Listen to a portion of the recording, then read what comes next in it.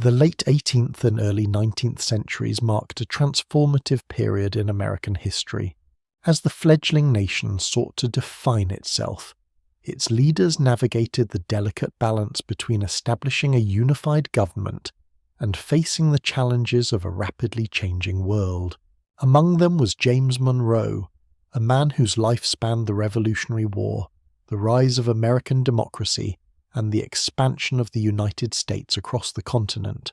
Born in 1758 in Virginia, Monroe's early years were shaped by the turbulent environment of colonial America, and his journey would carry him through the Revolutionary War, diplomatic missions in Europe, and ultimately to the highest office in the land. As the 5th President of the United States, he presided over what is often remembered as the era of good feelings, a time of national unity and expansion.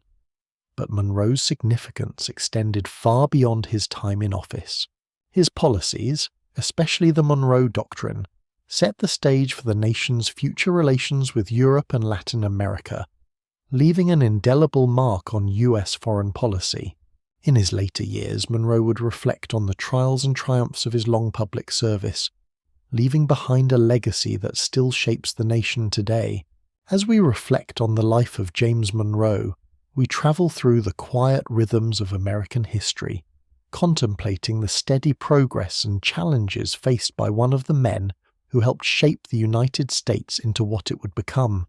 Please take a moment to settle in and let the story of James Monroe unfold, one quiet chapter at a time. James Monroe was born on April 28, 1758, in Westmoreland County, Virginia. His birthplace was a quiet rural area where tobacco plantations were the lifeblood of the economy, and the social fabric was intricately woven with the traditions of colonial Virginia. The youngest of several children in the Monroe family, James experienced a childhood shaped by the wealth and influence of the landed gentry. His father, Spence Monroe, was a prosperous landowner, but the family's fortunes would soon change. In 1774, when James was only 16, his father passed away, leaving him with a large estate to manage. This early loss marked a significant turning point in Monroe's life. Despite the tragedy, the young Monroe began to take on greater responsibility, and his mother Elizabeth would guide him in navigating the complexities of life in Virginia. The experience of facing such hardships early on would later shape his understanding of personal responsibility, fortitude, and the importance of service to the community. Monroe's early education was typical of the Virginia aristocracy. He studied at the home of private tutors, and like many young men of his social standing, he was taught the classics, Latin, Greek, and the works of Enlightenment thinkers. His education was not just academic but deeply practical, grounded in the skills necessary to manage both his own estate and the broader responsibilities he would eventually face as a statesman. However, as the colonies edged closer to rebellion, it was clear that Monroe's future would not be bound solely to the estate or the traditional paths of Virginia gentry. In 1774, at the age of 16, Monroe entered the College of William and Mary in Williamsburg, Virginia. It was here that his political views began to take shape. The college, founded in 1693, was one of the oldest in the American colonies, and it was known for producing many of the country's future leaders. Williamsburg itself was a center of political and intellectual activity, where revolutionary ideas began to circulate among students and residents. Monroe, eager to shape his own destiny, was deeply influenced by the ideals of liberty, independence, and self-governance that would soon sweep the colonies. While at William and Mary, Monroe became friends with several prominent figures, including future President John Marshall, who would later serve as the Chief Justice of the United States. Monroe's intellectual development was influenced by the ideas of Enlightenment philosophers such as John Locke, whose theories on natural rights and government by consent would inspire many of the founding fathers. It was during this time that Monroe developed a commitment to the cause of American independence, a cause that would soon take him from the university to the front lines of the Revolutionary War. The outbreak of the Revolutionary War in 1775 was a defining moment for Monroe. The colonies were on the brink of armed conflict with Great Britain, and the young Monroe, filled with the ideals of liberty, was determined to play his part. Despite his relatively young age, he enlisted in the Continental Army in 1776, just a few months after his studies at William and Mary had been interrupted by the war. At the age of 18, Monroe joined the army as a second lieutenant. He would fight in some of the earliest and most critical battles of the Revolutionary War, including the Battle of Harlem Heights and the Battle of Trenton. Monroe quickly proved himself as a courageous and capable officer. During the brutal winter of 1777, he served under General George Washington, and it was here that Monroe developed a deep respect for Washington's leadership. He would serve in various campaigns throughout the war, rising through the ranks and demonstrating his resilience in the face of adversity. One of the most notable experiences of Monroe's military service occurred in 1781, when he was severely wounded during the Battle of Trenton. This injury left him with a lifelong reminder of the sacrifices made by so many during the Revolution. Yet despite the injury, Monroe's determination to serve his country never wavered. His bravery during these early years earned him the respect of his fellow officers and laid the foundation for his future career in public service.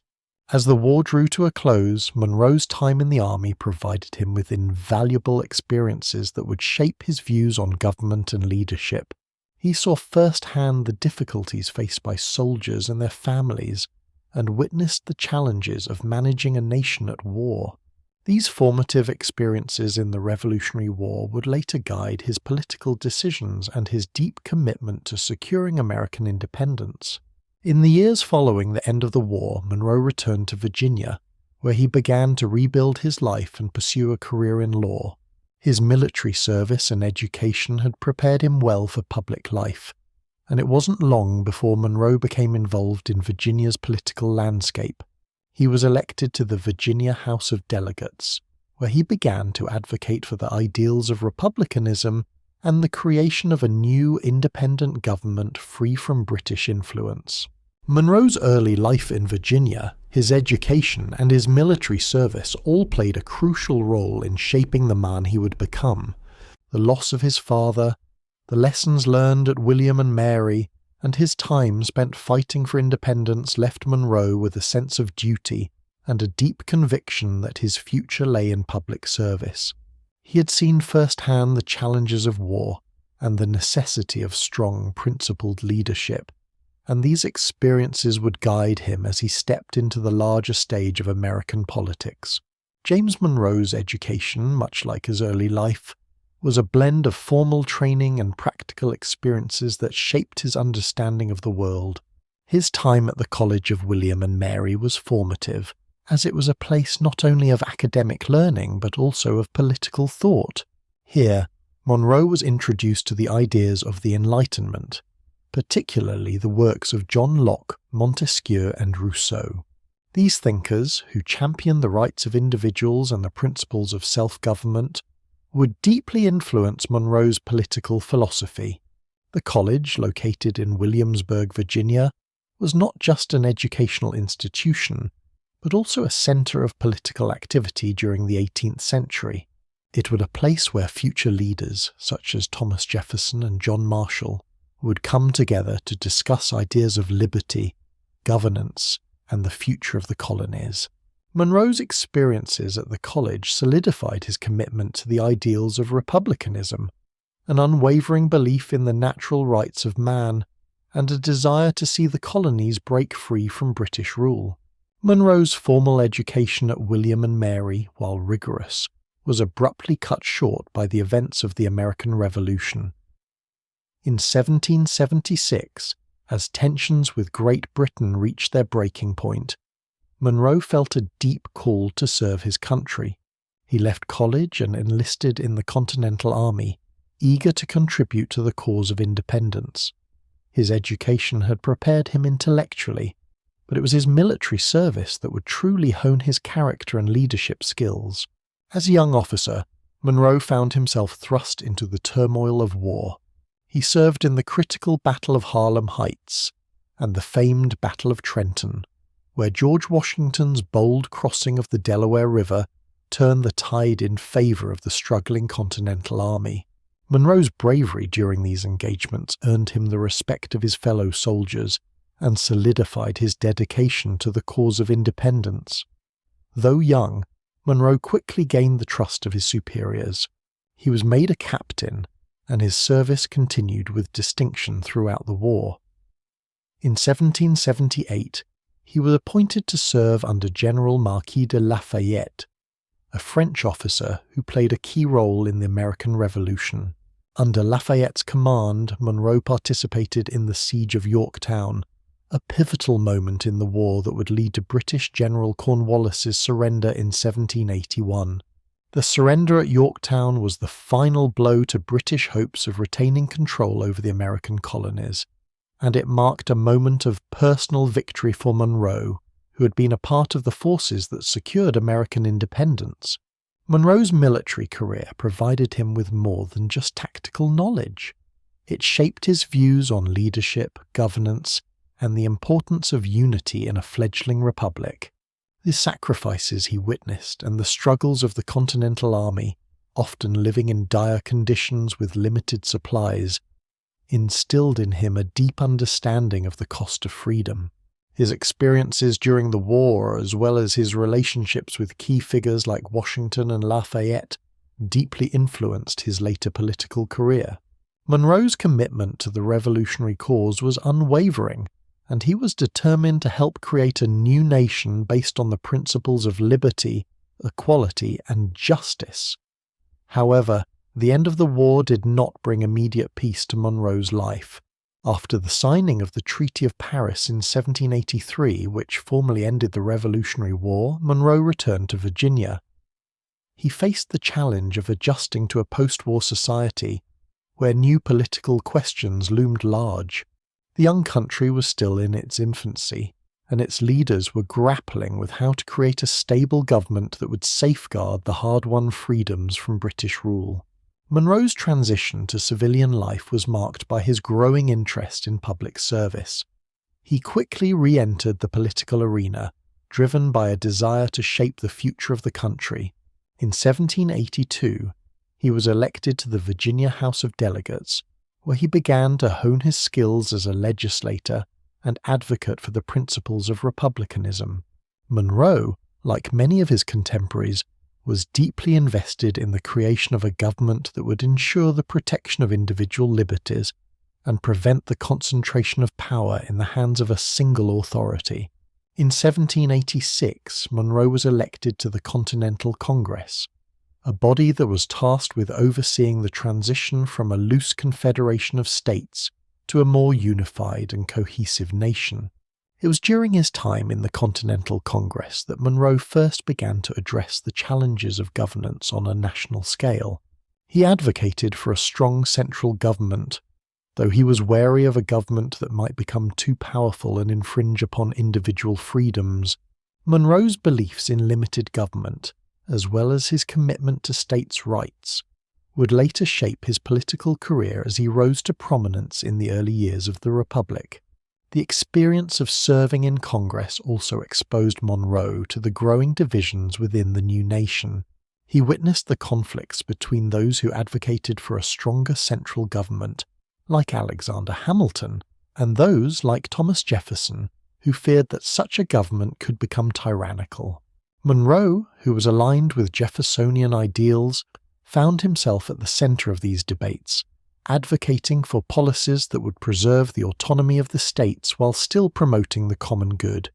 Though Monroe had a deep interest in theory and political thought, his real-world experiences as a soldier, legislator, and diplomat would prove to be just as valuable. His military service had taught him the importance of practical leadership, while his time in Congress helped him understand the complexities of managing a newly formed nation. By the late 1780s, Monroe had developed a clear vision for what he hoped the United States would become, an independent, united, and strong republic, one that would be a beacon of liberty to the rest of the world. As the United States moved from the Articles of Confederation to the newly formed Constitution, Monroe found himself deeply involved in the political struggles of the time. He would later become a key figure in the fight for the Bill of Rights, a set of amendments that would ensure the protection of individual freedoms within the new government structure. Monroe's early political career and his military service laid the foundation for his future success. The combination of his formal education, his service in the Revolutionary War, and his growing political awareness provided him with the skills and experiences necessary to navigate the complex landscape of early American politics. Monroe's journey from a young, idealistic officer to a key figure in the founding of the United States was just beginning, and his legacy as a statesman would soon be cemented in the halls of government.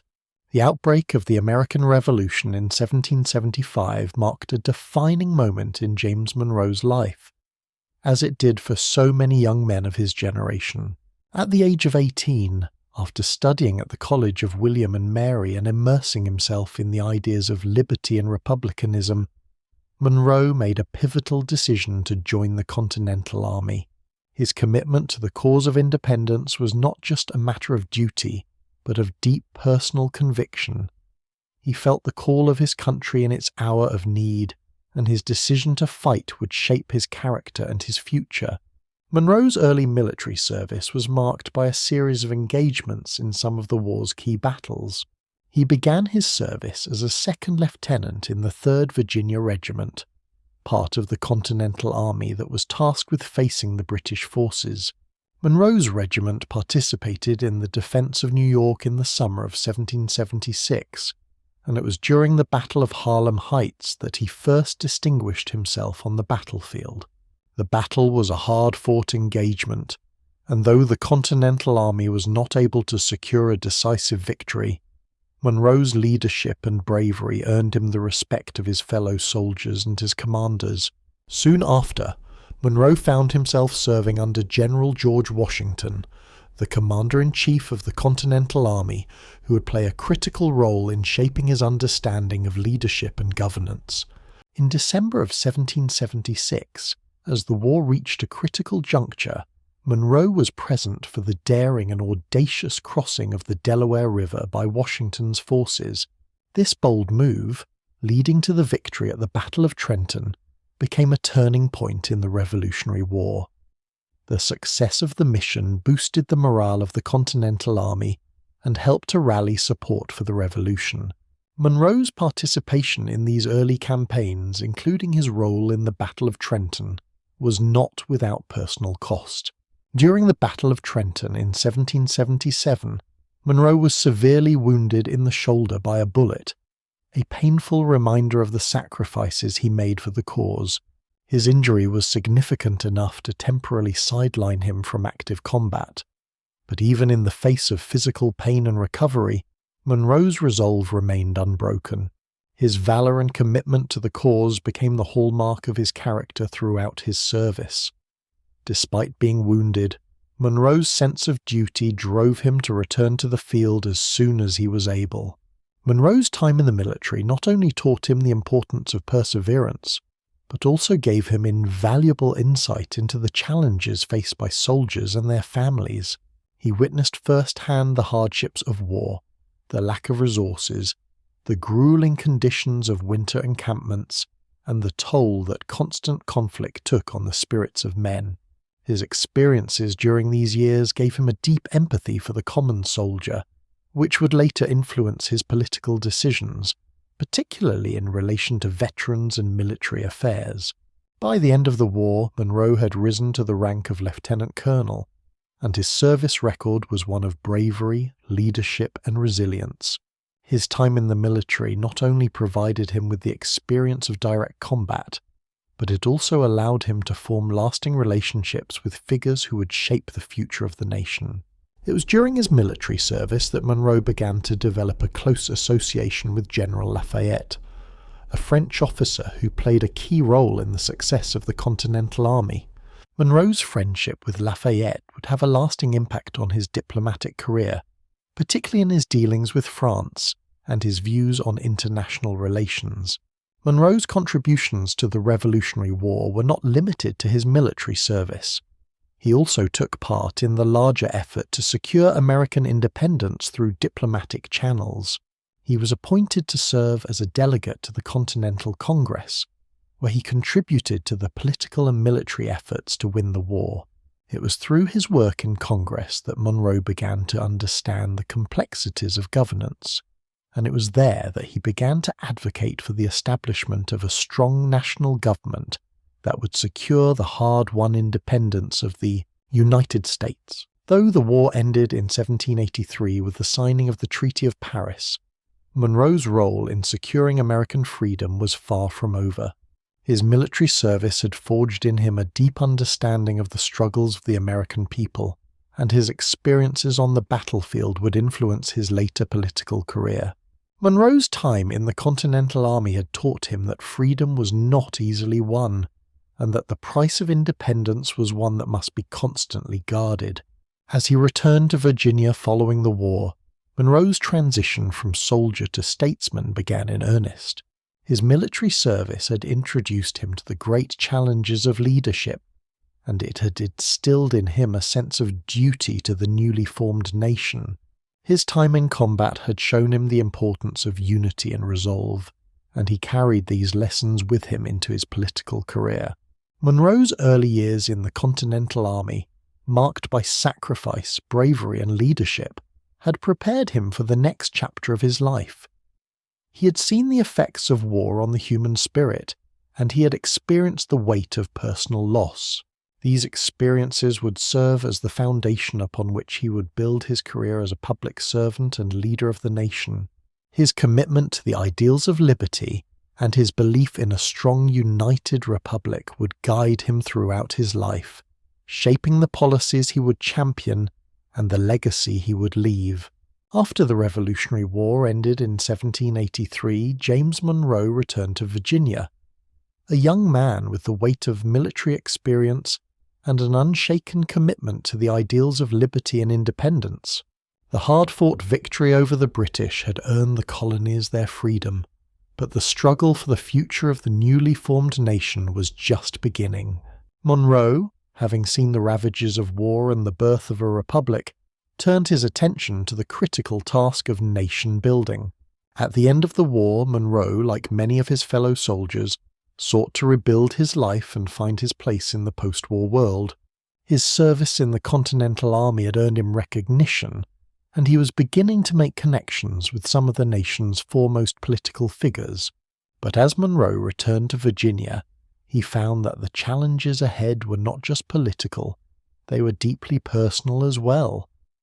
At the age of 25, he needed to determine his future direction. His wealth was modest after the war, but his education and military service gave him the credibility and respect that could propel him into public life. Monroe decided to pursue a career in law. He began studying under Thomas Jefferson, the man who had become one of his most influential mentors.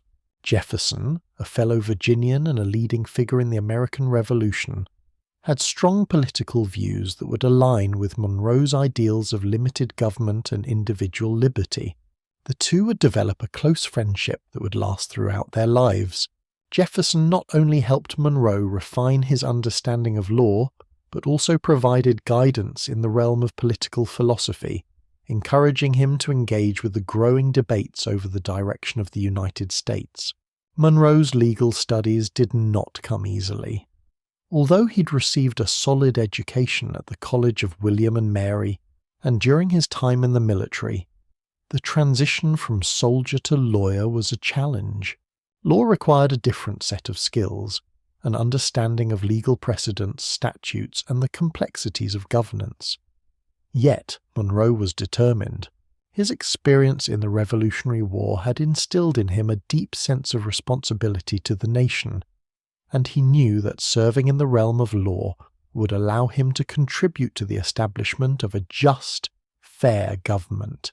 By the late 1780s, Monroe's legal career was beginning to take shape.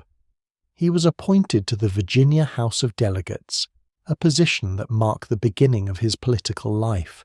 As a delegate, Monroe began to advocate for policies that aligned with his belief in a government that was both strong and responsive to the people. His legal training and military experience informed his views on governance, and he became an outspoken supporter of the Articles of Confederation, the first constitution of the United States, which he believed struck the right balance between states' rights and national unity. However, Monroe's views on governance soon put him at odds with some of the nation's more prominent leaders. While he was deeply committed to the idea of a republic, Monroe was wary of a central government that might become too powerful. He feared that without sufficient checks on federal authority, the United States could slide into the kind of tyranny that the Revolution had fought to eliminate. His advocacy for states' rights and limited government led him to oppose the 1787 Constitutional Convention in Philadelphia, where the new U.S. Constitution was drafted. Monroe, along with other anti-federalists, believed the proposed Constitution granted too much power to the central government.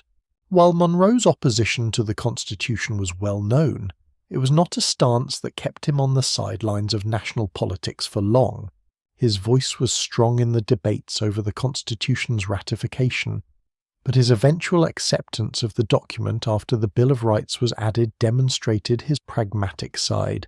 Monroe came to realize that while the new Constitution gave the federal government more power, it was still a framework that protected individual liberties through the amendments that would safeguard freedoms such as speech, religion, and the press. Monroe's legal career was intertwined with his political aspirations. As a lawyer, he served his community by working on legal cases, but his real passion lay in the larger political issues of the day. His time in the Virginia House of Delegates laid the groundwork for his future career in national politics. In 1790, Monroe was appointed to the U.S. Senate, where he continued to push for policies that aligned with his vision of republicanism, advocating for the rights of states and questioning the scope of federal power. Monroe's tenure in the Senate was short, but it was during this time that he began to develop the relationships with fellow politicians that would shape his future career. His positions on important issues such as foreign policy and national defense began to take shape. Monroe became a staunch supporter of a policy of neutrality in foreign affairs, believing that the United States should avoid becoming entangled in European conflicts. This stance would later inform his diplomatic career and his approach to American foreign policy as president. As Monroe's career continued to evolve, it became clear that his legal and political experiences were making him a well-rounded and respected public servant. His time in the Senate was followed by an appointment as the U.S. Minister to France, a post that would prove crucial to his development as a diplomat and statesman. Monroe's role as a diplomat, especially in Europe, would challenge his beliefs about America's role in the world, but his early legal and political career had already given him the foundation to navigate the complexities of foreign diplomacy. By the time Monroe had returned to the United States after his service in Europe, he had solidified his reputation as a man of principle and resolve. His legal education, combined with his military service and political experience, made him a capable and well-respected figure in the new nation. Monroe's ability to balance these various aspects of his life, his dedication to legal principles, his belief in states' rights, and his vision for a republic, would continue to guide him as he moved into the next phase of his career. Diplomatic service and eventually the presidency. As James Monroe returned to Virginia following the Revolutionary War and embarked on his legal career, his rise to political prominence was only a matter of time. Monroe's deep commitment to the ideals of republicanism, his understanding of governance shaped by his military service, and his legal education had prepared him for a future in politics. By the late 1780s, the fledgling United States was still grappling with the complexities of nation-building, and Monroe, with his firm beliefs in states' rights and a limited central government, was eager to help shape the future of his country. In 1782, Monroe was elected to the Virginia House of Delegates, where he quickly became known for his steadfast support of the ideals of the Revolution. The Virginia House was the perfect platform for Monroe to begin his career in public service. It was here that he began to develop the political strategies and relationships that would propel him to national prominence. Monroe's legislative work focused on strengthening Virginia's political structure while simultaneously advocating for a decentralized federal government. Though Monroe was still a relatively young man, his experience in the Continental Army, where he had witnessed firsthand the difficulties of centralized authority, gave him a unique perspective on the direction the country should take. Monroe's political philosophy emphasized the need for a balance between federal power and the autonomy of individual states.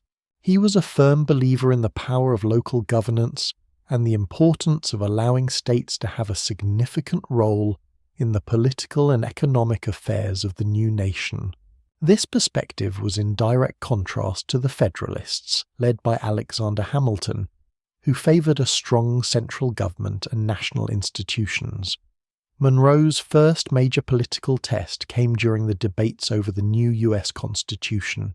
The Articles of Confederation, which had served as the nation's first constitution, had proven ineffective in providing the necessary framework for a unified and stable government. While many national leaders, including George Washington and James Madison, believed that a stronger central government was necessary to preserve the Union, Monroe was a staunch critic of the proposed Constitution. He believed that the new document gave too much power to the central government, and he feared that it would undermine the rights and freedoms of individual states.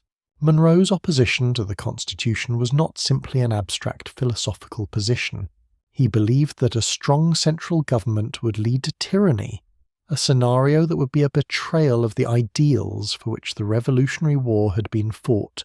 Monroe argued for the inclusion of a Bill of Rights, which would safeguard individual freedoms and limit the power of the federal government. Though he was initially a vocal critic of the Constitution, he eventually came to support its ratification, as long as the Bill of Rights was added as an amendment. Monroe's political philosophy was also shaped by his commitment to the ideals of the Enlightenment. Like many of the Founding Fathers, he was deeply influenced by the works of thinkers such as John Locke and Montesquieu, who championed the principles of natural rights, separation of powers, and the rule of law. Monroe's belief in these principles led him to advocate for a republic that would be governed by law and not by the whims of any single individual or faction. In addition to his ideological battles, Monroe's early political career was marked by his dedication to the cause of national unity. He understood the challenges of balancing the diverse interests of the various states, and he believed that a strong, united country was the only way to secure the hard-won independence from Great Britain. Monroe's political vision was one of inclusion, where every state, regardless of size or influence, had a role in shaping the direction of the country. Despite his strong convictions, Monroe was not an isolationist. He recognized the importance of maintaining strong diplomatic relations with other countries, particularly France and Spain, two nations that had played crucial roles in the American Revolution. Monroe's experiences in Europe during the Revolutionary War had shaped his views on foreign policy, and he came to believe that the United States should avoid entanglement in European conflicts. Monroe's foreign policy vision would later become a cornerstone of his presidency, particularly in the formulation of the Monroe Doctrine, which asserted American dominance in the Western Hemisphere.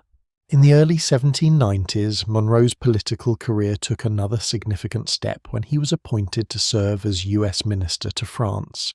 Monroe's time in France was one of the most important periods of his early career, as it exposed him to the intricacies of international diplomacy. It also allowed him to observe the unfolding events of the French Revolution, which would have a profound impact on both France and the United States. Monroe's sympathies lay with the French people and their struggle for liberty, and he was deeply moved by their revolutionary ideals. However, his tenure as minister was fraught with challenges, as the French Revolution descended into violence and political chaos. Despite these difficulties, Monroe remained committed to fostering strong relations between the United States and France. Monroe's diplomatic service in France marked a turning point in his political career. It gave him the experience and perspective necessary to navigate the complex world of international relations. When he returned to the United States in 1796, Monroe was regarded as one of the leading figures of his generation. His reputation as a dedicated public servant, a strong advocate for states' rights, and a committed diplomat made him a natural choice for national office. Upon his return to Virginia, Monroe continued to advocate for the political ideals that had guided him throughout his early career. He was elected to the U.S. Senate in 1790, where he worked to advance policies that reflected his belief in limited government, individual rights, and a strong republic.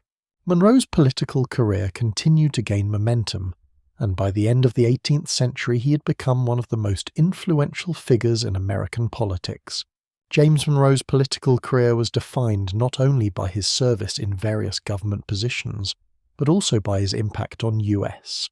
foreign policy, particularly in shaping the direction of the country's relations with Europe and the Western Hemisphere.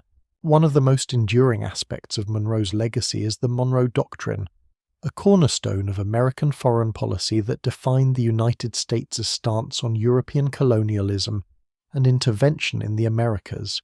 The genesis of the Monroe Doctrine can be traced back to the early 19th century, a time when the world was undergoing significant political changes.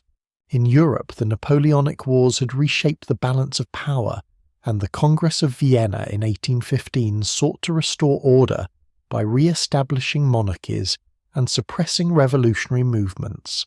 The impact of these European changes was not lost on Monroe, who recognized the importance of the United States asserting its independence in both the political and geographical sense. By the time Monroe became president in 1817, the United States had secured its independence from Britain, but the nation's future was still uncertain. Europe had seen the restoration of monarchies after the fall of Napoleon, and many European powers sought to regain their influence over the newly independent Latin American nations. These revolutions in the Americas, which began in the early 1800s, were viewed by some in Europe as opportunities to reassert control over the Western Hemisphere.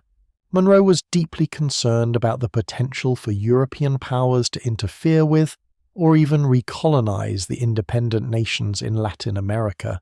His administration had already seen the successful revolutions of Spanish colonies in the Americas, such as Mexico, Argentina, and Chile, and the rise of new republics in South America.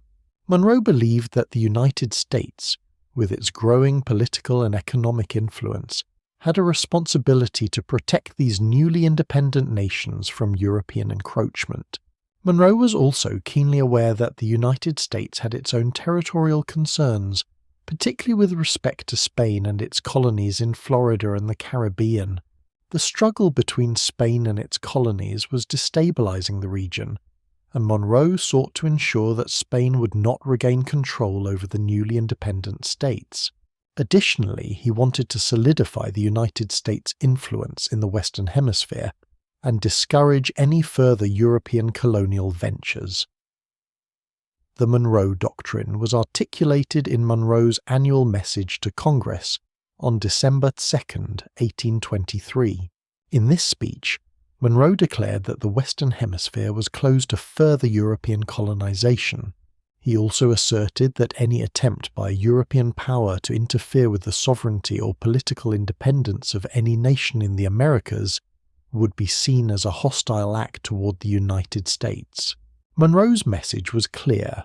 The United States would not tolerate European interference in the Americas, and in return, the United States would not interfere in European affairs or engage in European conflicts.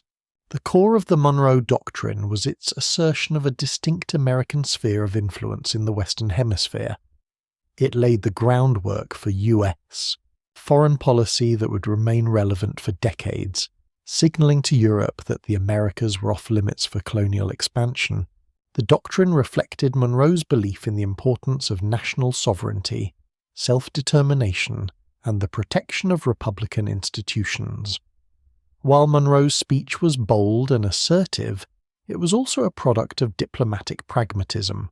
The United States was not yet a major military power in the global arena, and Monroe understood that the country's resources were limited. Thus, the Monroe Doctrine was not an empty threat, but a carefully crafted policy that relied on the support of Britain, which had its own reasons for wanting to maintain stability in the Americas. British naval power in the Atlantic made the enforcement of the Monroe Doctrine feasible, and British support for the policy was tacit, as both nations shared common interests in preventing further European encroachment in the Western Hemisphere. The Monroe Doctrine was not universally accepted at the time. Some critics argued that the United States was overstepping its bounds by asserting authority over the Americas, especially in regard to European affairs. Others, particularly in Latin America, were wary of US intentions, fearing that the Monroe Doctrine might be used as a justification for American expansionism. However, despite these criticisms, the Monroe Doctrine became a defining element of US foreign policy. The doctrine's impact was felt immediately in the Americas. It helped establish the United States as a dominant power in the Western Hemisphere and strengthened its position as the protector of the newly independent nations of Latin America. It also served as a warning to European powers that the United States would not tolerate any interference in the political or territorial integrity of the Americas. In the years following Monroe's presidency, the Monroe Doctrine would be invoked several times by subsequent US presidents to justify American intervention in the affairs of other nations in the Americas. The doctrine would remain a key element of US foreign policy throughout the 19th and early 20th centuries, particularly during the periods of westward expansion and the rise of American imperialism. Monroe's articulation of the Monroe Doctrine reflected not only his deep understanding of the geopolitical landscape of the time, but also his vision for the future of the United States. He sought to protect the independence of the Americas from European domination, while simultaneously asserting the United States' growing influence as a leader in the Western Hemisphere. The doctrine, though shaped by the concerns of its time, would endure as a significant part of American foreign policy, resonating with the nation's sense of exceptionalism and its role in shaping global affairs. By the time James Monroe became the fifth President of the United States in 1817, he had already spent decades in public service. He was a man whose life had been defined by his military service in the Revolution, his diplomatic work in Europe, and his political leadership in the newly formed nation. Monroe's long career and his devotion to the principles of republicanism had earned him widespread respect among the American people, and his election to the presidency in 1816 marked a new chapter in his life and in the history of the young United States. The election of 1816 was a pivotal moment in American history. The War of 1812 had just ended, and the nation was entering a period of recovery and expansion. The era of political partisanship that had dominated the early years of the Republic was beginning to give way to a sense of national unity. Monroe, a candidate from the Democratic-Republican Party, was seen as a symbol of this new unity, someone who could bring together the diverse factions within the country and guide it through the challenges of the post-war period. The election itself was marked by a strong sense of optimism.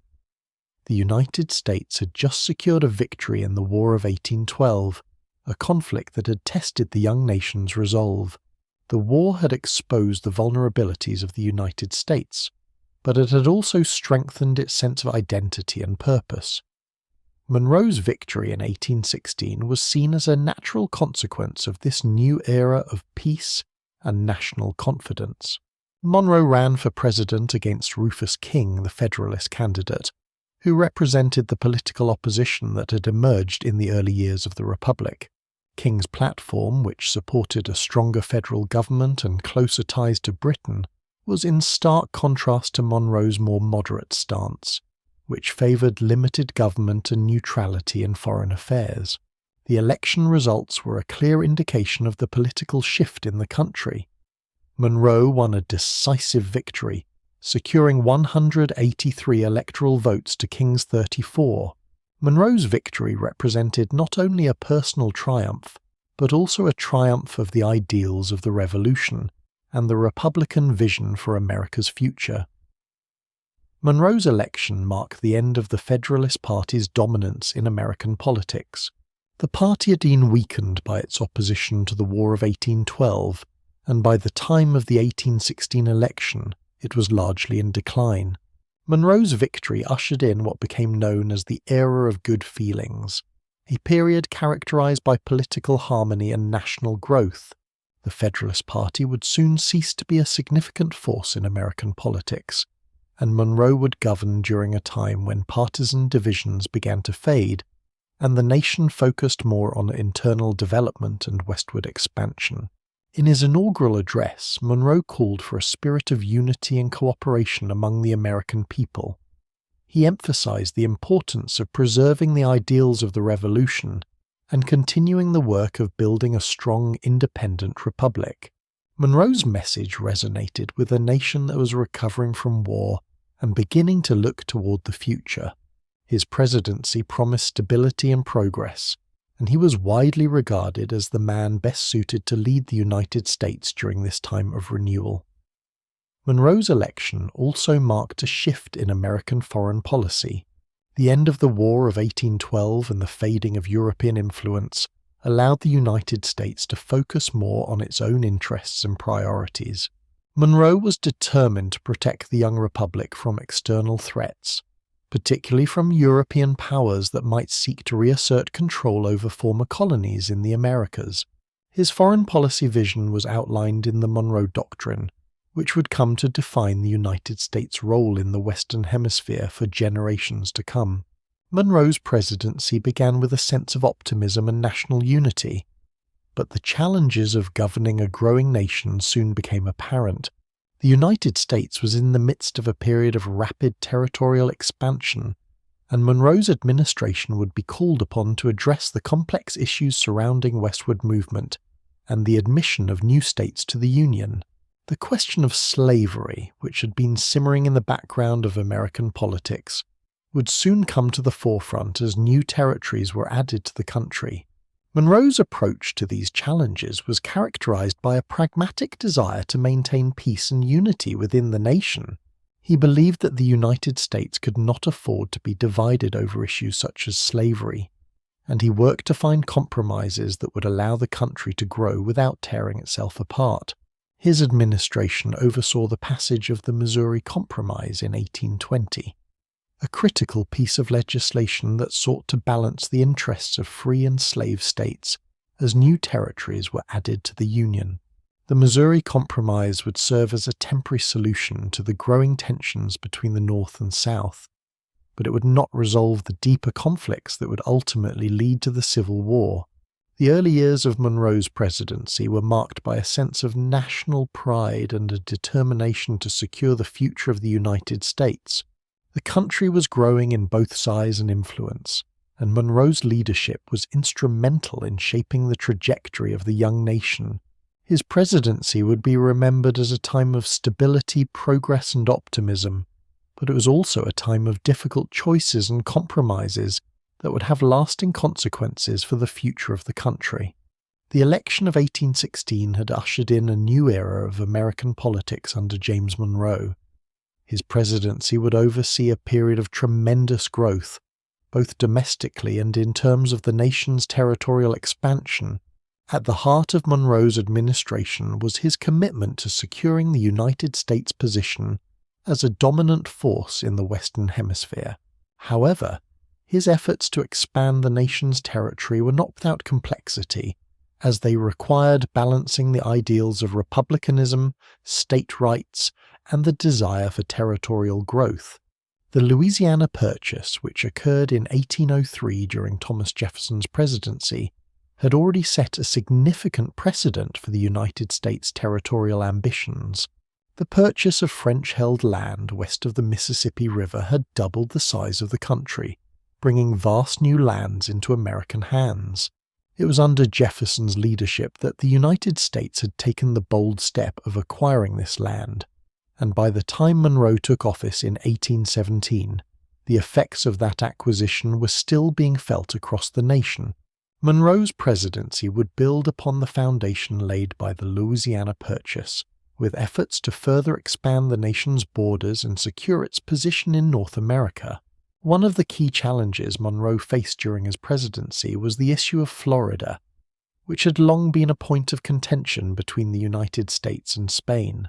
Spain, having lost much of its American empire, still retained control over Florida, a region that was considered to be strategically important for the security of the United States.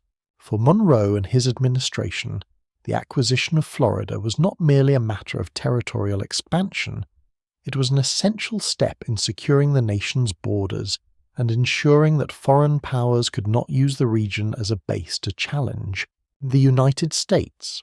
The opportunity to acquire Florida came in 1819, when Spain, facing increasing unrest in its colonies and a weakening grip on its remaining possessions, agreed to cede Florida to the United States.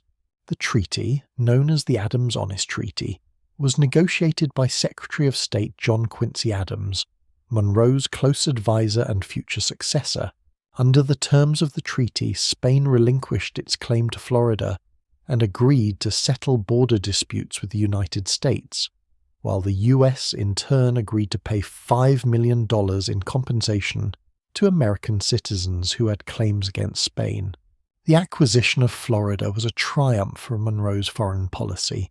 It secured the southern border of the United States, eliminated Spain's last significant foothold on the North American continent, and demonstrated the nation's growing strength in international negotiations. Monroe and Adams had succeeded where previous administrations had failed in securing the region. The addition of Florida also marked a significant step in the United States' westward expansion, and further consolidated the country's hold over the continent. Monroe's presidency also saw the continuation of the nation's expansion to the west, driven by the growing desire for new lands and resources. The expansion of settlements and agricultural development in the newly acquired territories brought new opportunities and challenges. The United States was undergoing a transformation from a fledgling nation into a continental power, and Monroe's leadership was critical in navigating the complexities of this rapid growth. One of the key factors in Monroe's success in managing this expansion was his dedication to maintaining a sense of national unity. Monroe understood that the expansion of the United States into new territories would inevitably bring up difficult questions, particularly regarding the institution of slavery. As new states and territories were added to the Union, tensions between the North and South began to intensify, with both sides struggling to assert their influence over the newly acquired lands. These divisions would not remain dormant for long, and Monroe would soon face the delicate challenge of balancing the interests of free and slave states. In 1820, the Missouri Compromise was passed, an important piece of legislation that sought to address the growing sectional divides over the issue of slavery in the new territories.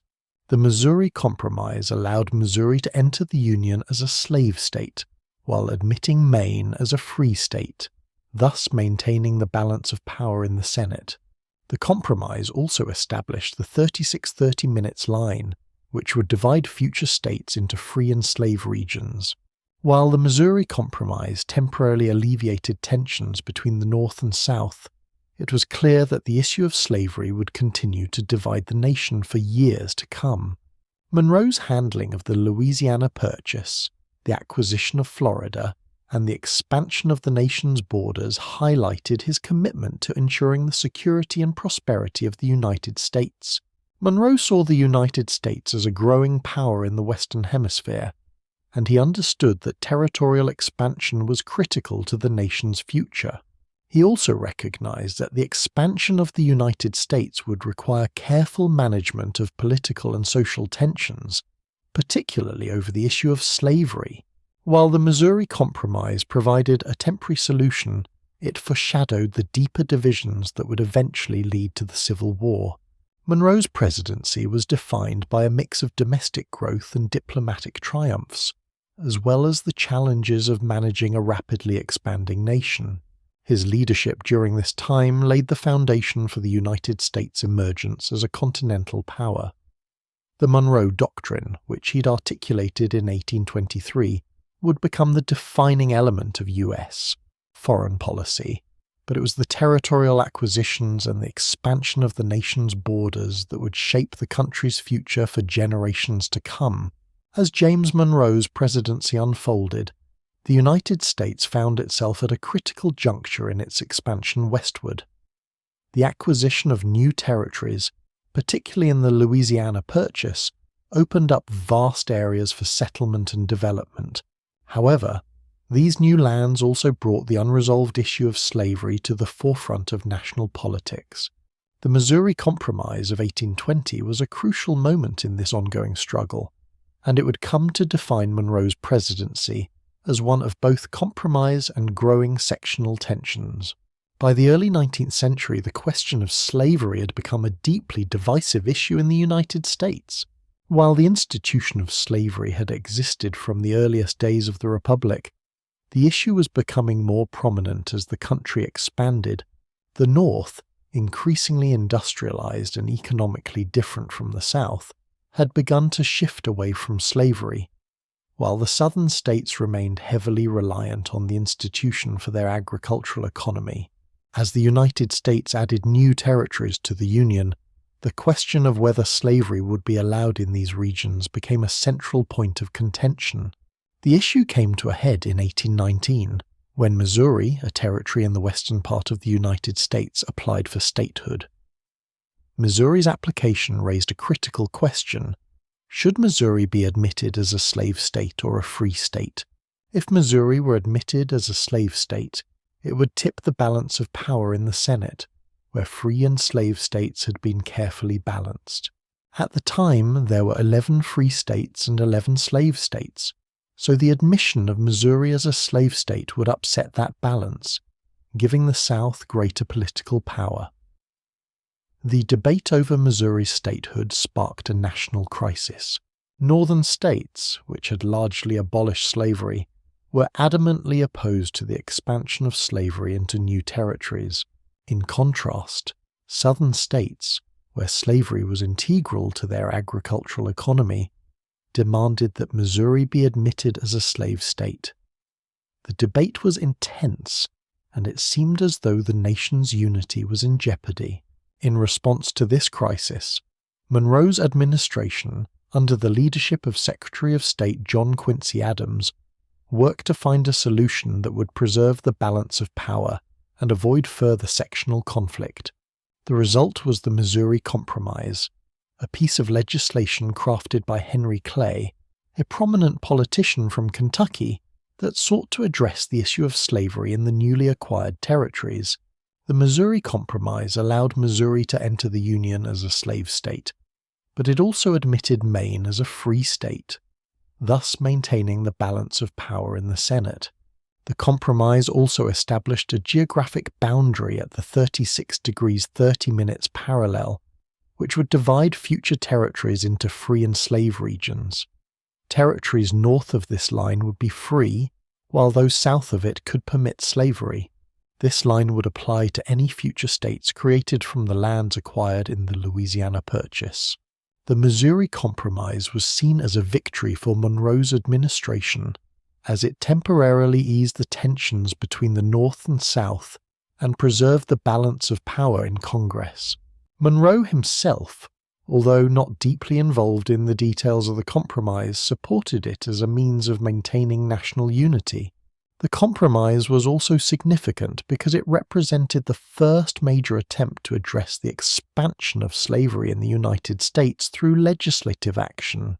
However, while the Missouri Compromise temporarily settled the issue of slavery in new territories, it did not resolve the deeper divisions between the North and South. The compromise created a fragile peace, but it also deepened the sectional divide. The line drawn at 36 degrees 30 minutes became symbolic of the growing tension between the two regions. The South viewed it as a safeguard for slavery, while the North saw it as a concession to an institution that they increasingly found morally objectionable. The Missouri Compromise also highlighted the difficulties Monroe faced as president in managing the conflicting interests of the free and slave states. Monroe, like many of his contemporaries, believed in the importance of preserving the Union and avoiding civil conflict. But the solution to the Missouri question would only delay the inevitable tensions that would arise over the issue of slavery. The compromise was an example of the delicate balancing act Monroe had to perform, and it underscored the limitations of political compromise in addressing the nation's most divisive issue. Monroe's handling of the Missouri crisis also demonstrated his political pragmatism. He understood that while the compromise was imperfect, it was necessary to maintain the nation's cohesion. The Missouri Compromise would serve as a model for future legislative efforts to address the issue of slavery. But it was also a reminder that the issue of slavery would continue to shape American politics in the years to come. As Monroe's presidency continued, the issue of slavery remained a central concern, and the Missouri Compromise would not be the last time the nation would grapple with the question of slavery's expansion. Monroe, who'd overseen the expansion of the United States to the west, was now facing the consequences of that expansion. The nation was growing, but so were the divisions that threatened to tear it apart. In the years following the Missouri Compromise, the issue of slavery would continue to escalate, eventually leading to the Civil War. Monroe's presidency, though marked by a sense of national unity and progress, was also a time of deepening sectional divisions that would eventually shape the course of the nation's history. His handling of the Missouri crisis, while effective in the short term, was only a temporary solution to a problem that would only become more entrenched as the United States expanded further into the West. As James Monroe entered his second term in office, his presidency began to be defined not only by domestic challenges, but also by the way he navigated the complex world of international relations. The early 19th century was a time of great change, both politically and economically, and the United States was at a critical point in its evolution as a world power. Monroe's foreign policy would go on to shape the direction of American diplomacy for generations to come, and his declaration of the Monroe Doctrine in 1823 became one of the most significant moments of his presidency, establishing a lasting framework for U.S. involvement in the Western Hemisphere. Monroe's foreign policy was guided by a desire to protect the interests of the United States, particularly in the Western Hemisphere, and to assert the nation's growing influence in global affairs. At the time, European powers were reasserting themselves following the Napoleonic Wars, and many were eyeing Latin America, which had just begun to throw off the shackles of Spanish and Portuguese colonial rule.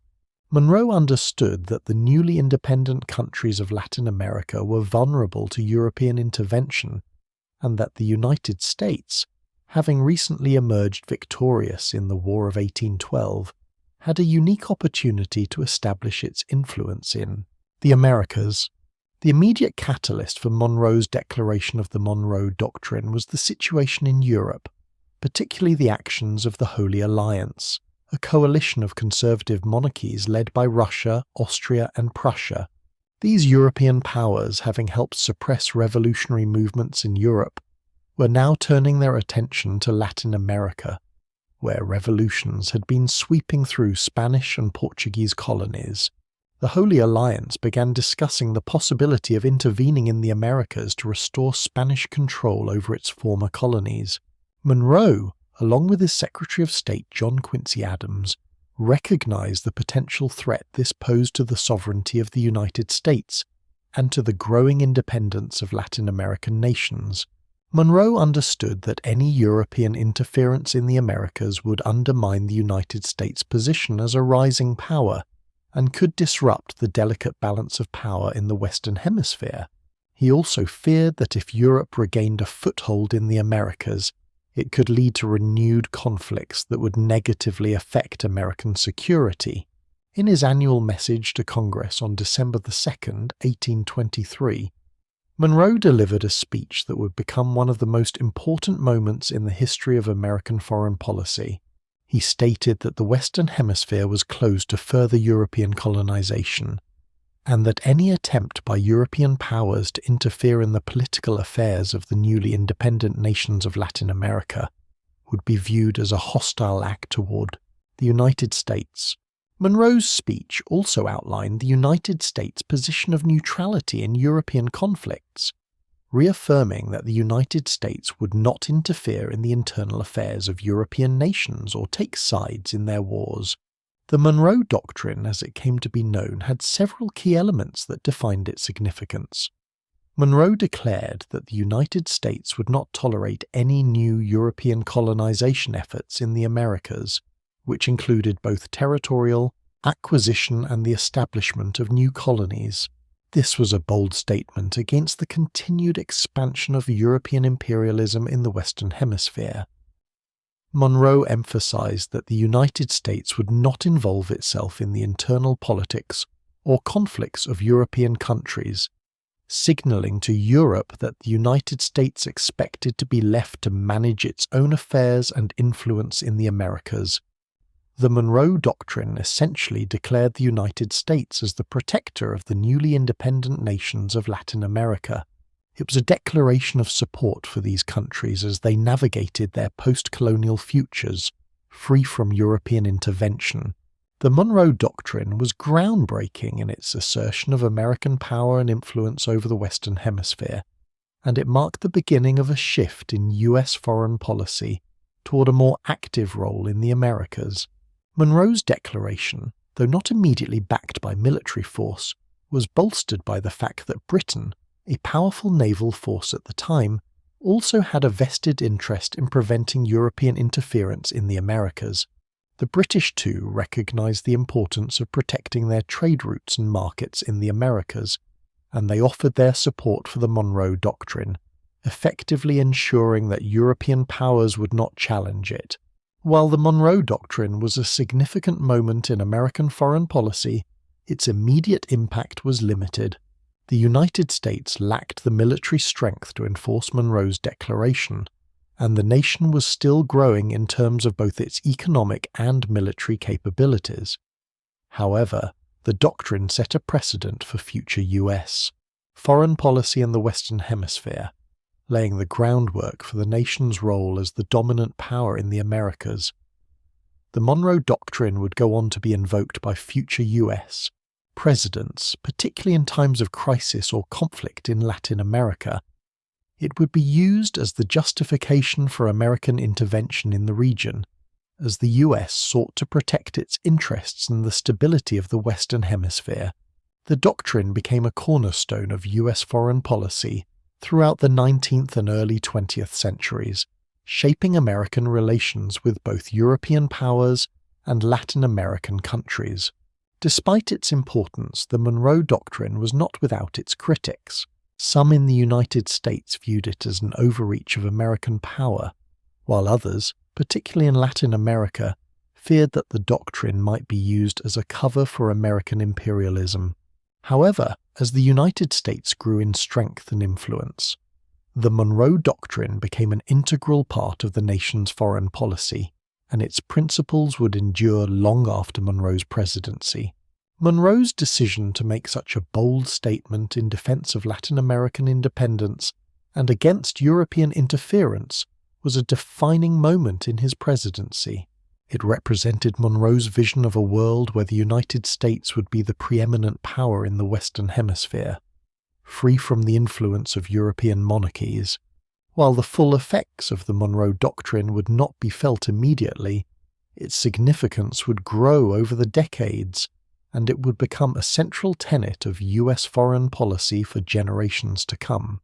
As James Monroe entered the second phase of his presidency, the United States was experiencing a sense of national renewal.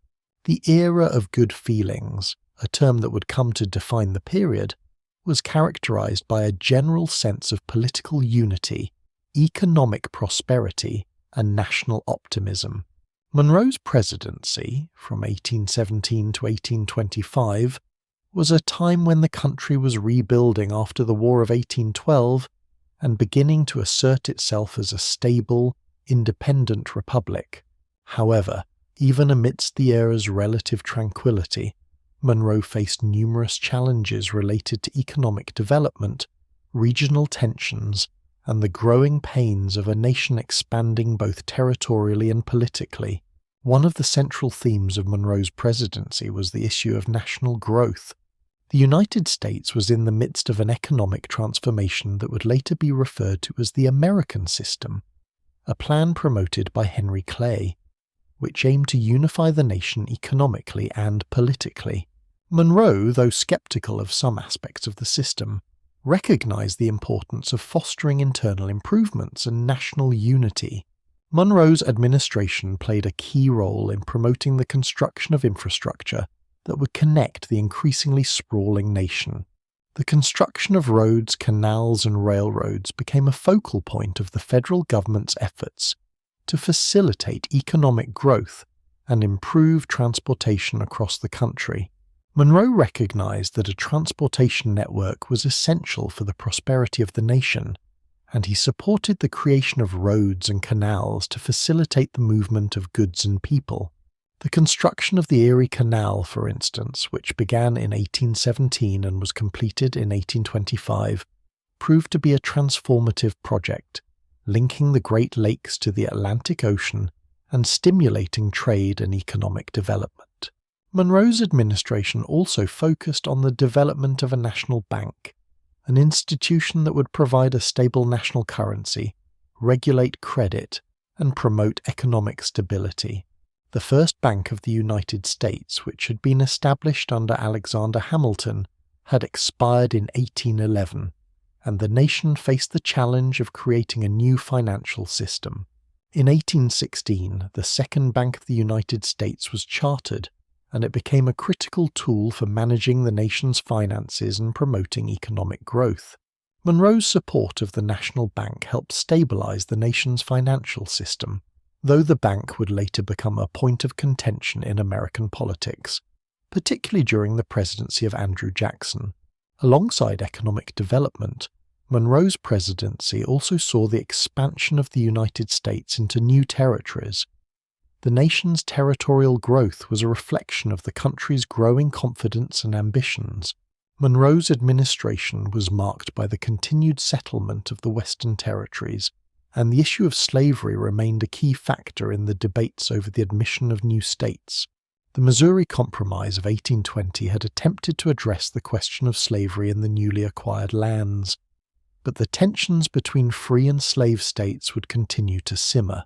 Monroe was keenly aware of the challenges posed by the expansion of the United States. As new territories were added, questions about the balance of power between free and slave states and the political implications of admitting new states to the Union remained pressing concerns. Monroe's administration did its best to navigate these issues, though the tensions between the North and South would ultimately lead to the fracturing of the Union in the following decades. At the same time, the federal government under Monroe faced challenges related to domestic unrest.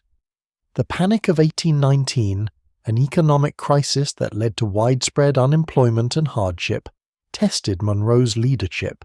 The panic was caused by a combination of factors, including the overextension of credit, a collapse in land prices, and a contraction in the money supply. The crisis was a reminder that economic growth came with its own set of risks and challenges, and Monroe worked to stabilize the economy by supporting the national bank's efforts to regulate credit and ensure the stability of the financial system. Despite these challenges, the era of Monroe's presidency was generally marked by political and economic stability. The Federalist Party, which had been the opposition party during Monroe's early years, had effectively disbanded by the time Monroe took office.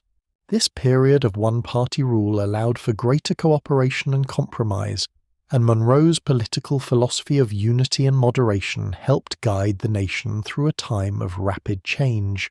Monroe's administration also placed a strong emphasis on education and the promotion of knowledge. The founding of the University of Virginia in 1819, which was championed by Thomas Jefferson and supported by Monroe, was a major achievement of the era. The university became a symbol of the nation's commitment to education and the development of an informed citizenry, and it reflected Monroe's belief that the Republic's success depended on the education of its people. Although Monroe's presidency is often remembered for its domestic stability, the challenges he faced were not entirely resolved during his time in office. The debates over slavery, the expansion of the nation, and the role of the federal government would continue to shape the course of American history in the years to come. Monroe's presidency marked a crucial period in the nation's development, and while many of the challenges he faced were not fully addressed, his leadership helped to lay the foundation for the future of the United States. Monroe's domestic policies reflected a commitment to the principles of the Revolution and a desire to create a unified, prosperous, and stable nation. His support for infrastructure development, national economic policy, and the expansion of the United States all contributed to the shaping of the country's future. However, as Monroe left office in 1825, the nation was still grappling with the complex issues that would ultimately divide it, setting the stage for the conflicts of the 19th century. As James Monroe entered the final years of his life, his influence on the United States remained profound, yet the challenges he had faced as president, particularly those surrounding territorial expansion and the issue of slavery, remained unresolved. After serving 2 terms as president from 1817 to 1825, Monroe retired to his beloved home, Oak Hill, in Virginia. Although he had played a crucial role in shaping the early years of the American Republic, the political landscape was beginning to change, and the sense of national unity he had cultivated during his presidency was starting to fray. Monroe's presidency was often referred to as the era of good feelings, a period in which political division between parties had diminished, giving way to a greater sense of national unity and optimism. However, beneath this veneer of harmony, tensions were building, particularly with regard to the issue of slavery. The Missouri Compromise, although a temporary solution, had only delayed a deeper confrontation between the North and South over the future of slavery in the expanding nation. Monroe, aware of the limits of his presidency, understood that the political unity he had overseen would not last indefinitely. As Monroe retired from the presidency, he largely withdrew from active political life. However, he remained deeply engaged in the affairs of his country, offering advice and guidance to the new generation of leaders who would succeed him. He maintained close relationships with figures like John Quincy Adams, his Secretary of State and future president, and other members of the political establishment. Though Monroe did not seek further office, his experience and wisdom continued to be valued by those in power. Monroe's retirement was marked by personal and financial difficulties. Throughout his presidency, Monroe had accumulated considerable debt, much of it due to the expenses of maintaining Oak Hill and his other properties. Despite his service to the nation, Monroe found himself in financial distress after leaving office. The debts he had incurred over the years were difficult to manage, and it was only with the help of friends and colleagues that Monroe was able to maintain his lifestyle in retirement. In his later years, Monroe's health began to deteriorate. The physical toll of his military service, as well as the emotional strain of his long political career, weighed heavily on him. In 1831, Monroe suffered a stroke, which left him in poor health for the remainder of his life. Despite his declining health, Monroe remained mentally sharp and continued to reflect on the legacy of his presidency and the state of the nation he had helped to shape. Monroe passed away on July 4, 1831, at the age of 73. His death was notable not only because it occurred on the anniversary of the nation's independence, but also because he was one of the last founding fathers to pass away, marking the end of an era in American history. Monroe had lived through the birth of the United States, the Revolution, the drafting of the Constitution, and the early years of the Republic. His death signified the closing of a chapter in the nation's development, one that was marked by the ideals of the Revolution and the formation of a new nation. In the years following Monroe's death, his legacy became a subject of historical reflection. Monroe's role in shaping American foreign policy, particularly with the Monroe Doctrine, continued to be influential for many years. The Monroe Doctrine became a cornerstone of U.S. foreign policy, with future presidents invoking its principles to assert American interests in the Western Hemisphere. The doctrine helped to define the United States' position in international affairs and set the stage for the nation's expansionist policies in the years to come. On the domestic front, Monroe's presidency had been instrumental in shaping the nation's infrastructure and economy. His support for internal improvements such as roads and canals laid the foundation for the country's economic growth in the 19th century. The National Bank, which Monroe helped establish, provided the stability necessary for the United States to expand economically and manage its finances. Monroe's leadership during this time helped to solidify the United States as a growing power, both politically and economically. However, Monroe's legacy is not without its complexities. The issue of slavery remained unresolved during his presidency, and the compromises made to maintain the balance between free and slave states only delayed the inevitable conflict. Monroe's efforts to balance national unity with the institution of slavery were temporary solutions to a problem that would continue to shape the nation's political landscape. As the United States expanded westward, the tensions between the North and South would continue to build, ultimately leading to the Civil War. Monroe's presidency, while marked by national unity, was also a time when the fractures in American society became more apparent. Monroe's commitment to Republican ideals, his role in shaping American foreign policy, and his efforts to expand and strengthen the nation have left an enduring legacy. He was a president who sought to balance the interests of a growing nation, striving to maintain peace and unity, while navigating the challenges of territorial expansion, economic growth, and the question of slavery. Though he did not always find perfect solutions to the issues of his time, his leadership laid the groundwork for the United States' emergence as a continental power in the 19th century. In the years after his death, Monroe was honored for his service to the nation. Monuments were erected in his honor, and his contributions to the nation's growth were celebrated. Yet, like many of the founding fathers, his legacy is a reminder that the path to a more perfect union is fraught with both triumphs and challenges.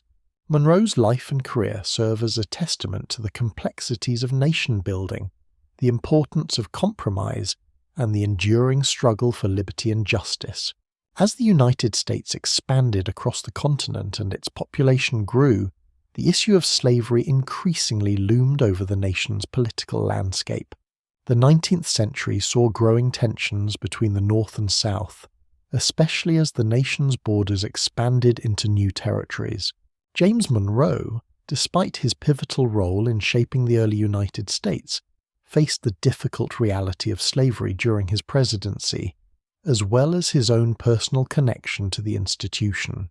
His legacy in relation to slavery is one of both contradiction and compromise, reflecting the complex realities of his time. Monroe was born into a Virginia plantation family, and like many Virginians, he was raised with the institution of slavery as an integral part of life. His family owned slaves, and Monroe, despite his deep commitment to Republican ideals, inherited this practice as part of his social and economic environment. Monroe's views on slavery, however, evolved over time, shaped by his personal experiences and the political realities of governing a nation that was still divided over the issue.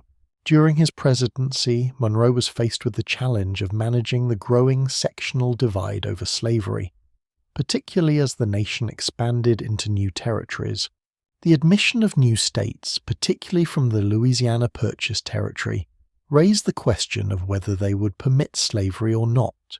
Monroe was committed to preserving the Union, but he found himself caught between the interests of the North, which was increasingly opposed to the spread of slavery, and the South, which relied on it as the backbone of its agricultural economy. The Missouri Compromise of 1820, passed during Monroe's presidency, was one of the most significant legislative efforts to address the issue of slavery in the new territories. The compromise allowed Missouri to enter the Union as a slave state, while admitting Maine as a free state to maintain the balance of power in Congress. The compromise also established the 36-30 minutes line, which would divide future territories into free and slave states along this geographic boundary. Monroe supported the compromise, viewing it as a necessary step to preserve the nation's unity. But the legislation highlighted the deep divisions within the country that would only intensify in the coming decades. Monroe's own views on slavery were complicated. On one hand, he recognized the inherent contradictions between the ideals of liberty and the practice of slavery. Like many of his contemporaries, he expressed a belief in the equality of men and the necessity of protecting individual freedoms. However, Monroe also viewed slavery as an institution deeply entrenched in the Southern economy and way of life, and he struggled to find a way to reconcile this with the ideals of the American Revolution. While Monroe did not advocate for the immediate abolition of slavery, he did take some steps toward addressing the issue. For example, in 1817, Monroe proposed a plan to resettle freed African Americans in Africa, an idea that was championed by the American Colonization Society.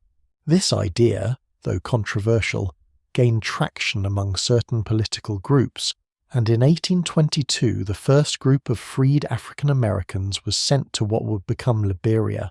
Monroe's support for colonization was based on the belief that free blacks would face significant social and political challenges in the United States, and that resettlement in Africa might offer them a better opportunity for freedom and prosperity.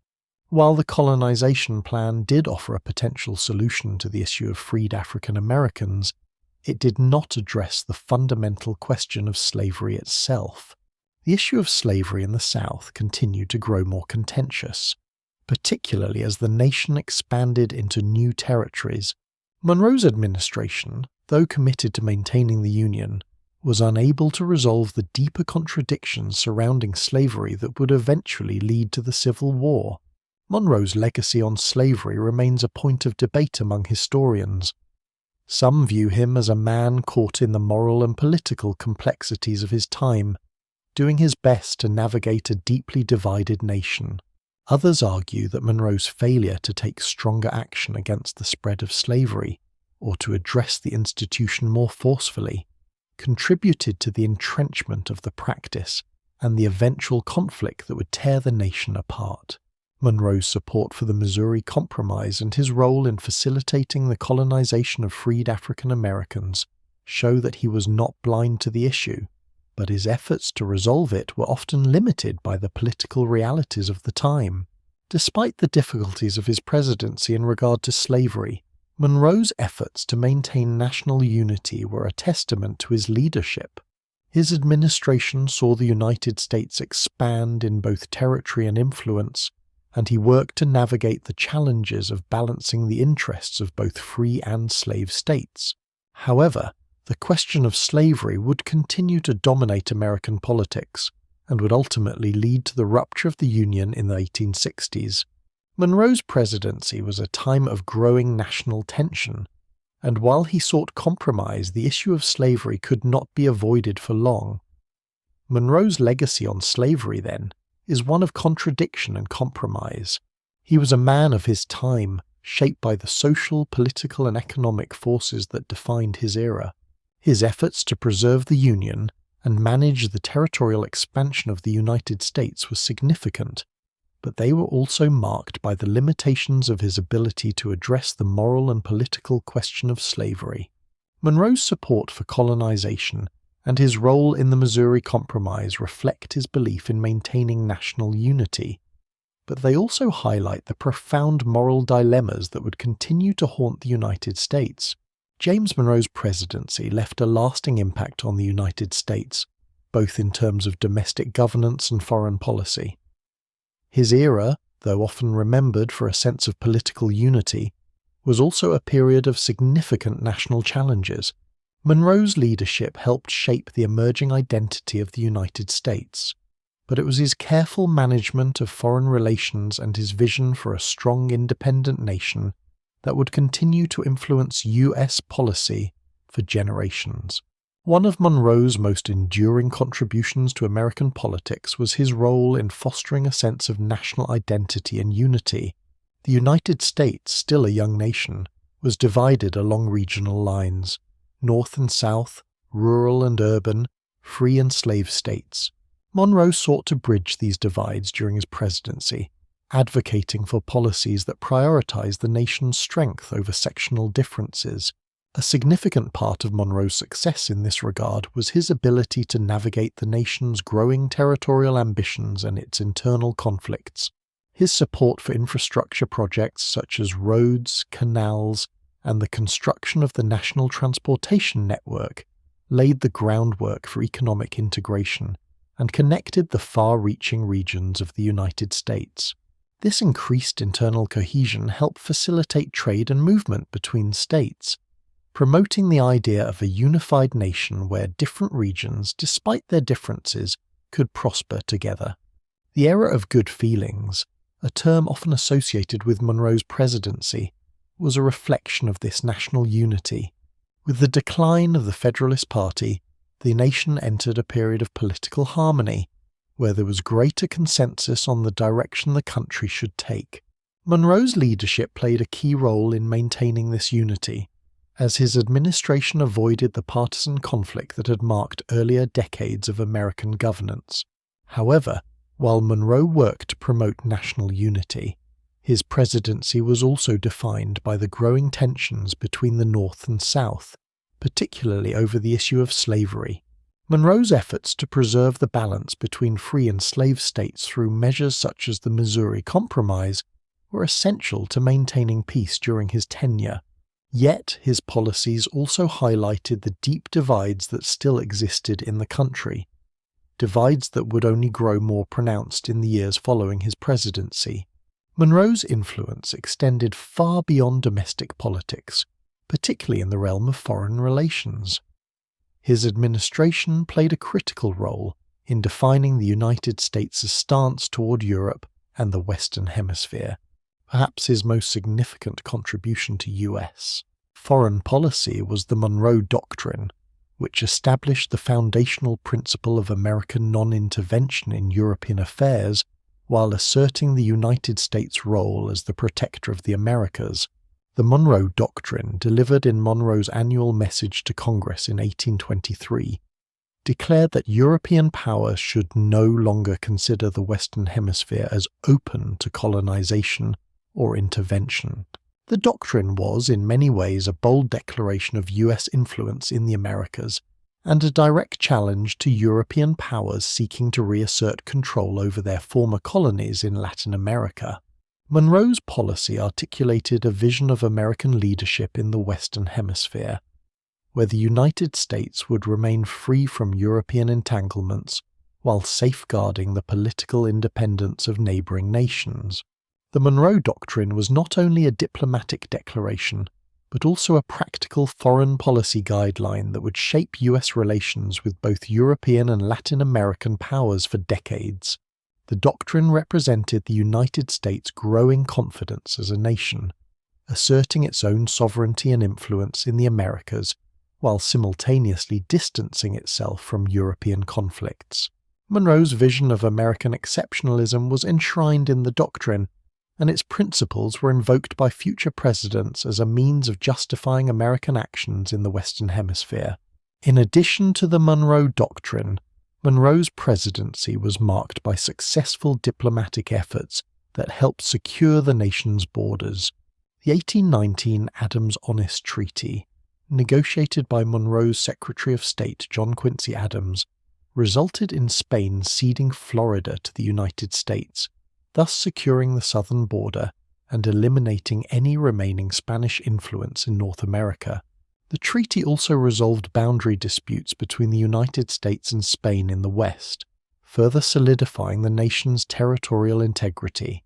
Monroe's foreign policy approach was rooted in a pragmatic desire to protect the United States from external threats, while avoiding unnecessary entanglements in Europe's conflicts. His administration's careful diplomacy, combined with the support of Great Britain, which shared similar interests in protecting Latin American independence, helped establish the United States as a key player in the Western Hemisphere. Monroe's foreign policy successes were instrumental in shaping the trajectory of US diplomacy for years to come, and his vision of an independent sovereign nation would continue to guide American foreign relations throughout the 19th century. Monroe's legacy is a complex one. He presided over an era of national growth and political stability, but he also faced profound challenges, some of which, like slavery, would continue to haunt the nation long after his presidency. His commitment to national unity, territorial expansion, and strong foreign policy principles helped guide the United States through a period of both opportunity and crisis. His role in expanding the United States' territorial boundaries was crucial in shaping the nation's future. The acquisition of Florida, the success of the Monroe Doctrine, and the broader effort to secure American interests in the Western Hemisphere all contributed to the United States' emergence as a continental power. Monroe's leadership was instrumental in cementing the United States' position as the dominant force in the Americas, with the Monroe Doctrine serving as a foundation for the country's international influence. At the same time, Monroe's presidency was not without its contradictions. His efforts to preserve national unity through the Missouri Compromise and his views on slavery reflected the tensions that would later fracture the Union. Monroe's personal connection to the institution of slavery and his failure to address it more directly during his presidency would be seen by future generations as a missed opportunity to confront the nation's most divisive issue. Monroe's leadership, however, should not be measured solely by the challenges he faced, but also by the ways in which he responded to them. His diplomacy, his commitment to national growth, and his ability to maintain political stability during a time of rapid change left a lasting imprint on American politics. Though Monroe did not resolve all of the conflicts of his time, he helped lay the foundation for the nation's future, guiding it toward a position of strength and independence. James Monroe's presidency left a lasting legacy, not only in the political and diplomatic spheres, but also in the realm of education and American institutions.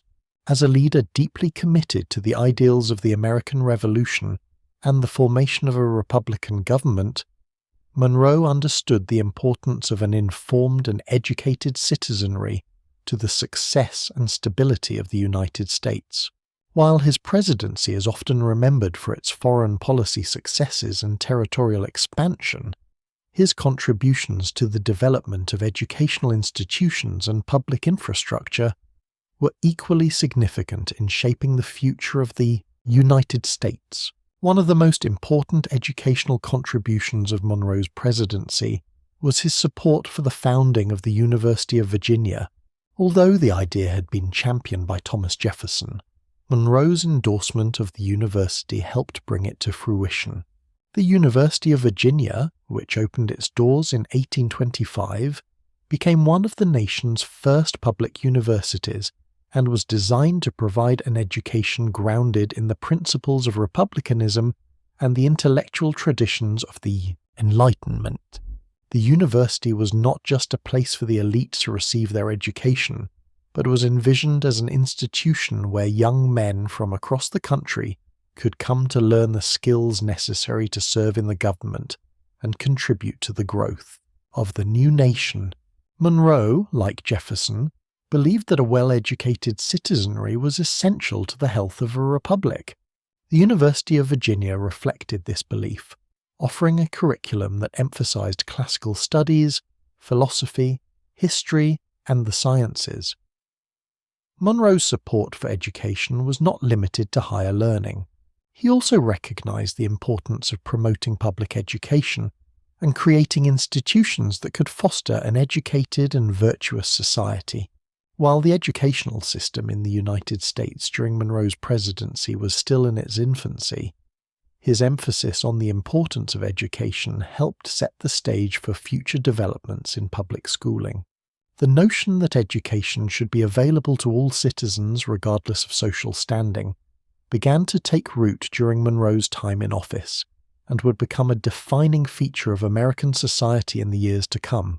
In addition to his commitment to education, Monroe's presidency was marked by his support for the creation of national institutions that would provide stability and structure to the growing nation. One such institution was the Second Bank of the United States, which was established in 1816 following the expiration of the charter for the First Bank. The establishment of the Second Bank was a key component of Monroe's economic vision for the United States. While his administration was not as overtly supportive of the bank as that of Alexander Hamilton, Monroe recognized its importance in stabilizing the national economy and managing the country's finances. The Second Bank of the United States played a critical role in managing the nation's currency and regulating credit, which was essential as the United States underwent rapid territorial expansion and economic growth. The bank was also vital in providing loans for infrastructure projects such as roads, canals, and railroads that were crucial for the economic development of the country. Monroe's support for the National Bank demonstrated his understanding of the need for a stable financial system to support the nation's growth. Monroe's presidency also saw the development of other key institutions such as the U.S. Navy and the federal infrastructure system. Monroe understood that in order for the United States to secure its position as a major power in the Western Hemisphere, it needed to strengthen its military and infrastructure. During his presidency, the U.S. Navy was expanded, and new forts and defenses were built along the country's borders and coastlines. Monroe's administration also supported the construction of roads, canals, and other internal improvements that would facilitate trade, communication, and the movement of people across the expanding nation. Monroe's commitment to these institutions was grounded in his belief that the strength and stability of the United States depended on a well-organized and unified government. As the country expanded, Monroe understood that the institutions of government had to evolve to meet the needs of the growing population. His support for education, financial stability, and infrastructure development reflected his vision for a strong and enduring republic. Monroe's dedication to American institutions was also evident in his approach to governance. He believed that the United States should have a government that was responsive to the needs of its citizens, while still maintaining the principles of republicanism. His administration emphasized the importance of checks and balances, the separation of powers, and the protection of individual rights. Monroe's approach to governance was rooted in the belief that the power of the federal government should be limited, but that it should also have the strength to protect the nation's interests and promote its prosperity.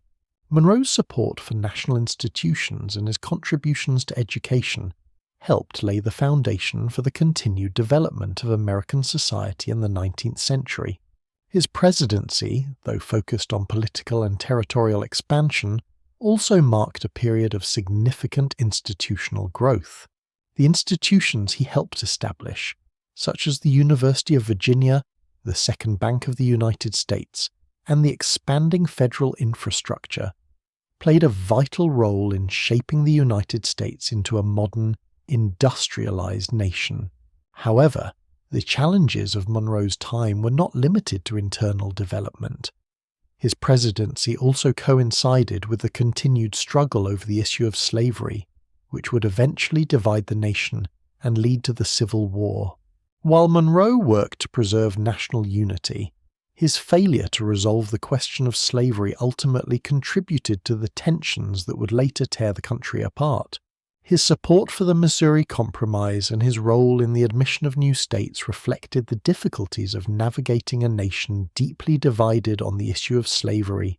While Monroe's presidency brought stability to the nation in many respects, the unresolved question of slavery would continue to shape American politics for decades. Monroe's contributions to American education and institutions were instrumental in the early development of the United States. His vision for a nation that valued education, economic stability, and strong institutions helped lay the groundwork for the nation's future success. Despite the challenges and divisions of his time, Monroe's leadership helped guide the United States through a period of growth and transformation, setting the stage for the challenges and triumphs that would follow. James Monroe's presidency played a pivotal role in shaping the early stages of American nationalism, a force that would continue to grow throughout the 19th century. While Monroe's era is often characterized by political harmony and economic progress, it was also a period of growing identity and assertion of the United States as an independent and influential nation. His leadership set the tone for how the United States would present itself on the world stage and within its own borders. Nationalism during Monroe's presidency was still in its formative stages. The United States had recently gained its independence from Great Britain and had survived the challenges of the Revolutionary War, the War of 1812, and the early years of state building. At this point in the nation's history, the task was no longer just about survival, but about defining what it meant to be an American, and what kind of nation the United States would become. Monroe's tenure in office coincided with the rise of a more cohesive national identity. This was particularly evident in the sense of unity that prevailed after the War of 1812. The war, often referred to as the Second War of Independence, was pivotal in solidifying the United States' place as a sovereign nation. Monroe, more than anyone, understood the importance of solidifying American sovereignty in the face of external threats, as well as in strengthening internal unity among the states. The term "era of good feelings," which is often used to describe Monroe's presidency, reflected the growing sense of national unity and optimism in the country. The United States, having survived another war with Britain and established itself firmly as a global player, experienced a brief respite from the partisan divisions that had previously defined American politics. Monroe, as a leader, sought to bridge regional differences and promote national interests. His presidency was marked by efforts to reduce political factionalism and advance policies that would benefit the country as a whole. The Monroe Doctrine, introduced in 1823, was perhaps the clearest expression of Monroe's vision for American nationalism. By proclaiming that European powers should no longer attempt to colonize or interfere with the newly independent nations of Latin America, Monroe was asserting not only the United States' right to self-determination, but also its role as the dominant power in the Western Hemisphere. The Monroe Doctrine was a bold declaration that signaled the end of European imperial ambitions in the Americas. While the doctrine was largely a statement of intent, rather than one backed by military force at the time, it underscored Monroe's belief in American exceptionalism and the need for the United States to take a proactive role in securing its future and maintaining peace in the Western Hemisphere. The Monroe Doctrine reflected the rise of American nationalism in two key ways. First, it demonstrated the United States' confidence in its ability to assert its interests on the global stage, particularly in relation to Europe. Second, it affirmed that the United States would act as a protector of democracy in the Americas, aligning the nation with the growing independence movements in Latin America. In doing so, Monroe not only defined American foreign policy for years to come, but also set the stage for future interventions in the Western Hemisphere under the banner of American nationalism. Internally, Monroe worked to promote a sense of unity across the expanding nation. As the United States grew through territorial acquisitions, such as the acquisition of Florida from Spain and as more states joined the Union, Monroe sought to prevent regional tensions from splintering the young nation. The Missouri Compromise of 1820, while not a perfect solution, was an example of his efforts to maintain a fragile peace between the North and South over the issue of slavery. Monroe understood that the nation's survival depended on unity, even if that meant making difficult compromises. Monroe also fostered the growth of American institutions during his presidency, which contributed to a sense of national identity. The Second Bank of the United States, the development of the national transportation system, and the creation of infrastructure projects like roads and canals helped solidify the country's economic unity. Monroe recognized that a strong, interconnected economy was essential for national strength and pride. These internal improvements, many of which were set in motion during his time in office, reinforced the idea of the United States as a unified and expanding nation. Monroe's approach to governance also reinforced the idea of a shared American identity.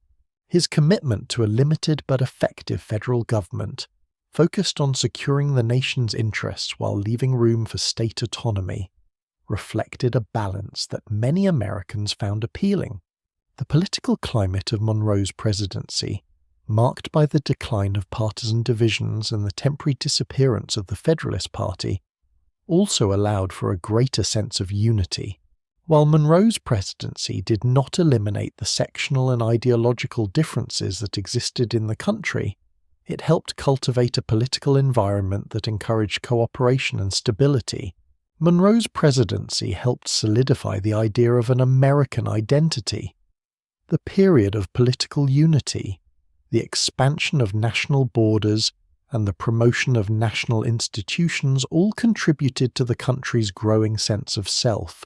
The United States, under Monroe, emerged from a period of political division and military conflict with a newfound confidence, eager to assert its interests both at home and abroad. Monroe's nationalist vision, while focused on diplomacy and territorial expansion, also focused on the idea of a common American experience. His presidency saw the rise of a national culture, one that celebrated American ideals of liberty, democracy, and self-governance. These ideals would continue to evolve in the decades that followed, but Monroe's presidency laid the groundwork for the development of a cohesive national narrative that would define the United States in the 19th century.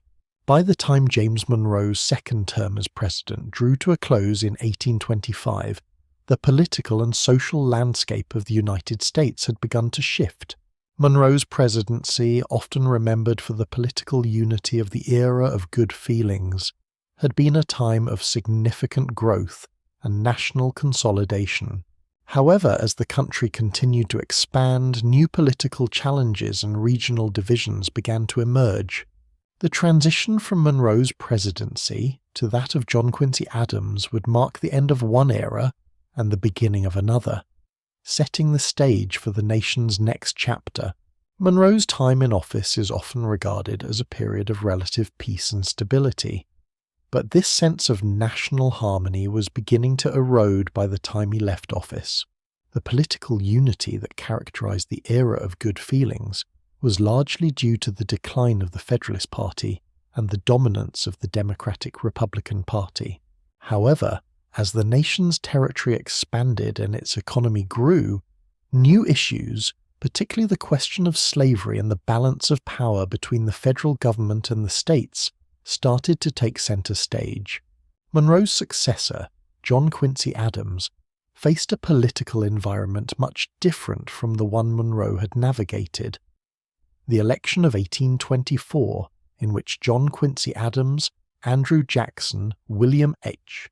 Crawford and Henry Clay vied for the presidency, revealed the deepening divides within the country. The election was marked by a lack of clear consensus, leading to the corrupt bargain between Adams and Clay, which sparked controversy and division. While Monroe's administration had been largely free of partisan conflict, the election of 1824 signaled the beginning of a new era of political competition, one that would see the rise of new political parties and increasing sectional tensions.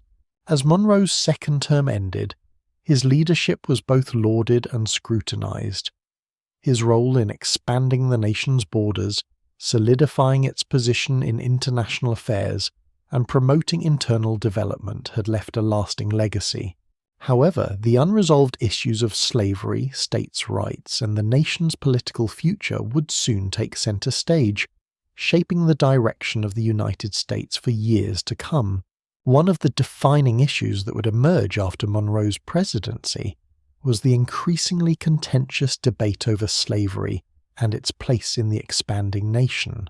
While Monroe had navigated the issue with a series of compromises, such as the Missouri Compromise, the tension between free and slave states continued to build.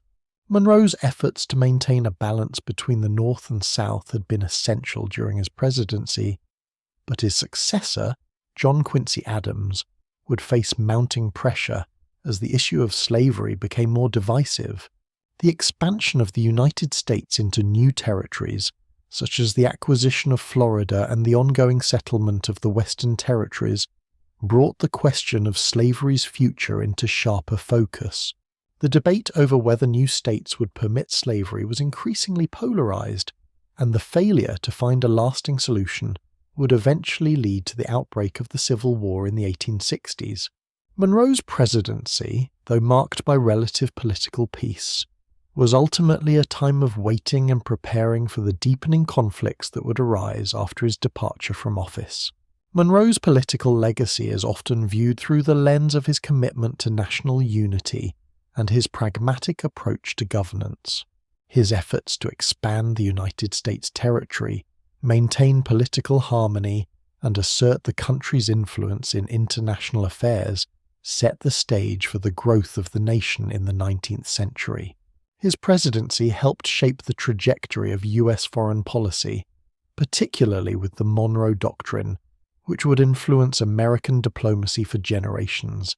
Internally, Monroe's legacy was marked by his support for national infrastructure, economic development, and educational institutions.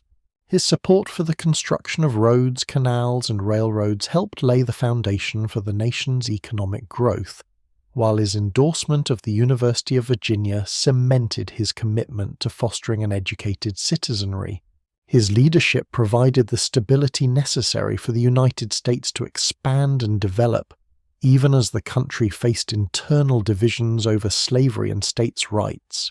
Monroe's presidency was characterized by a sense of idealism and optimism, but his inability to resolve the slavery question meant that the issues that would divide the nation in the coming decades were not fully addressed.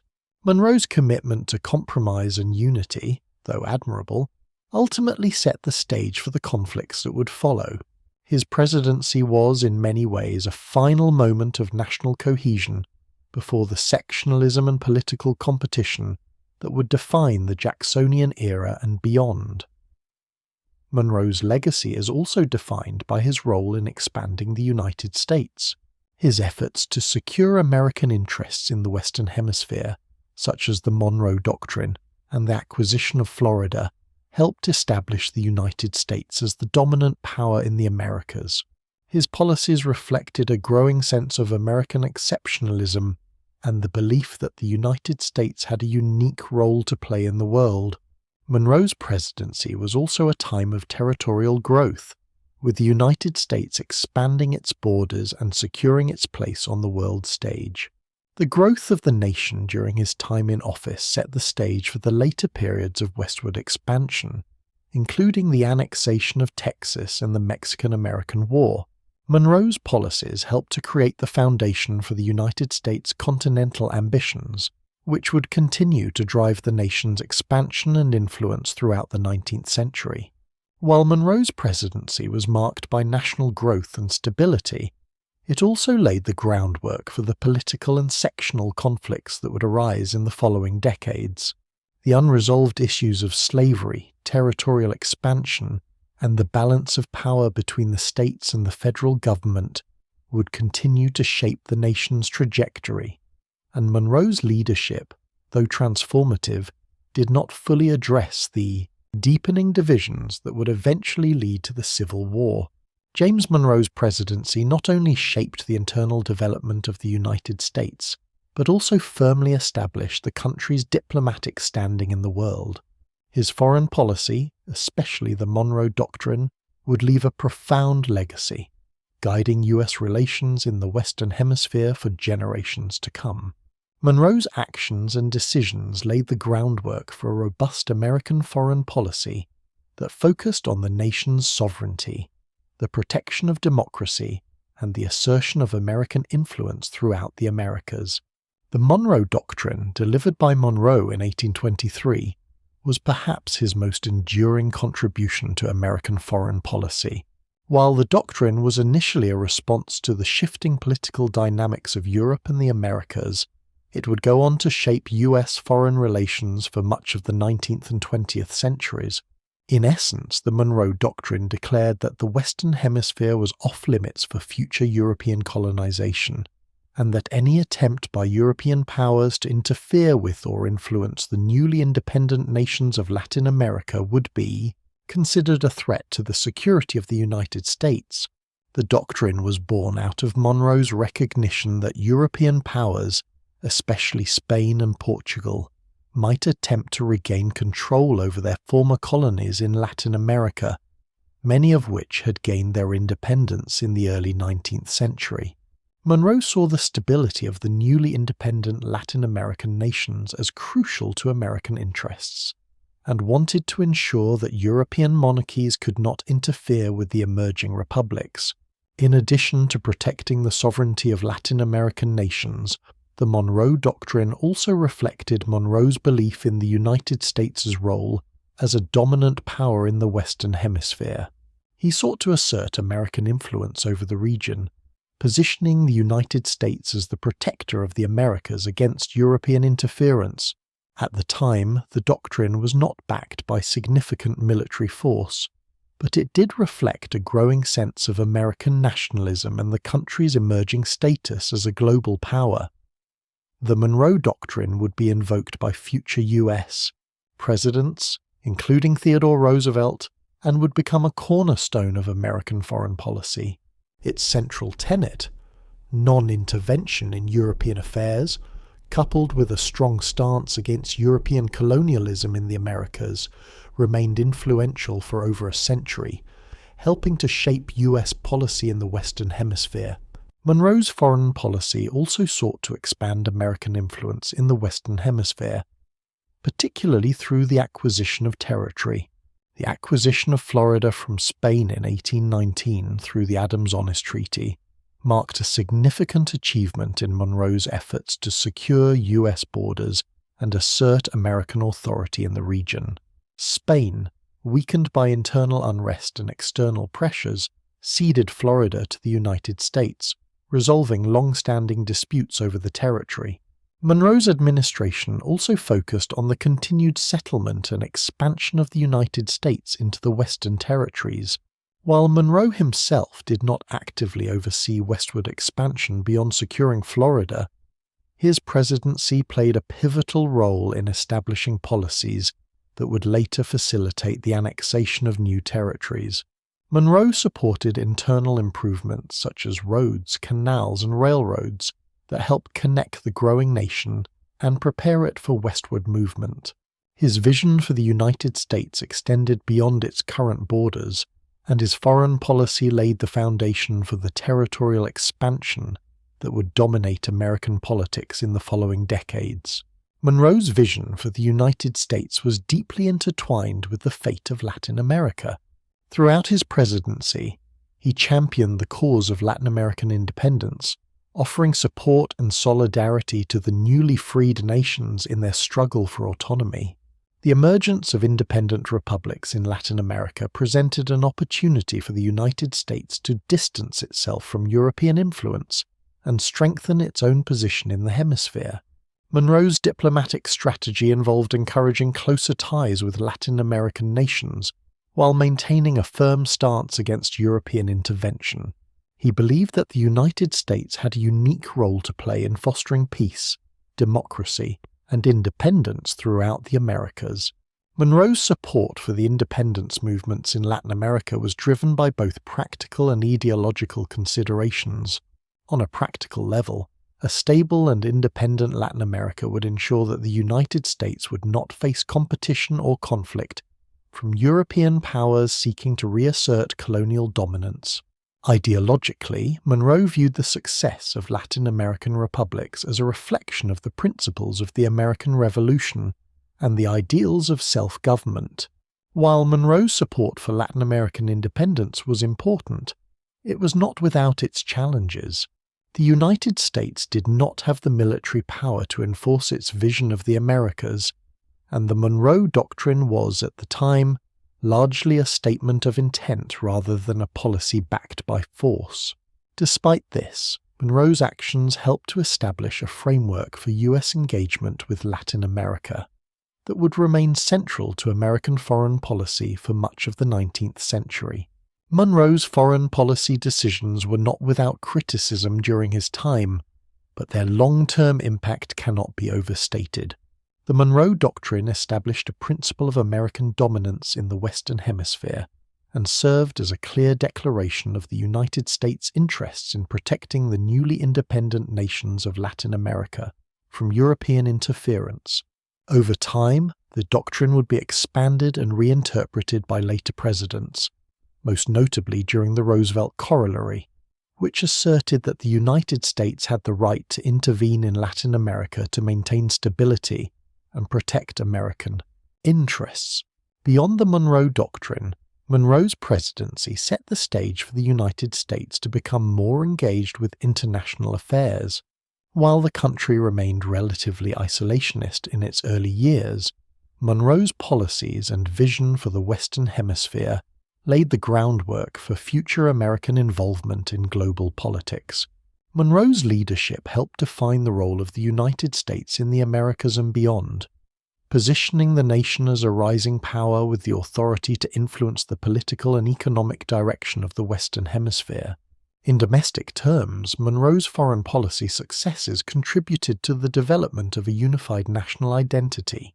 The United States' ability to navigate complex diplomatic challenges, expand its borders, and protect its interests in the Americas reinforced the sense of American exceptionalism and national pride. Monroe's policies, both domestic and foreign, helped to shape the country's development in the years to come, and provided the foundation for the 19th century vision of the United States as a continental power. James Monroe's presidency played a crucial role in shaping the political landscape of the early United States. While the nation had fought for and gained its independence, the true test of the Republic's success lay in how the country would govern itself and define its political identity. Monroe, as president, inherited the complexities of nation-building, and his leadership was instrumental in setting the tone for the development of U.S. political ideals, many of which continue to resonate today. One of the hallmarks of Monroe's presidency was his deep commitment to republicanism and the principles of liberty, equality, and self-governance. These principles, which had driven the American Revolution, were still in their infancy as the nation grappled with how to apply them in a new, democratic republic. Monroe understood that for the United States to thrive, it needed a government that was both strong enough to provide for the common good and yet limited enough to protect individual freedoms. This balancing act would become a defining feature of American political thought, and Monroe's leadership helped solidify the country's political identity. Monroe's commitment to Republican ideals is most evident in his approach to governance. Throughout his presidency, he adhered to the principles of limited government, checks and balances, and the separation of powers. He believed in the importance of protecting individual rights and promoting political participation, while also ensuring that the federal government could function effectively to manage the nation's growth. Monroe's leadership was characterized by pragmatism and moderation. While he was a strong advocate for states' rights, he recognized that the federal government had to be strong enough to oversee national development. This approach, which sought a balance between federal power and states' autonomy, reflected the political philosophy of many of the Founding Fathers and became a central theme in Monroe's presidency. He understood that the United States needed a government that could manage the complexities of a rapidly expanding nation without infringing on the rights of its citizens or the states. His commitment to maintaining national unity while respecting states' rights was tested during the debates over slavery and territorial expansion.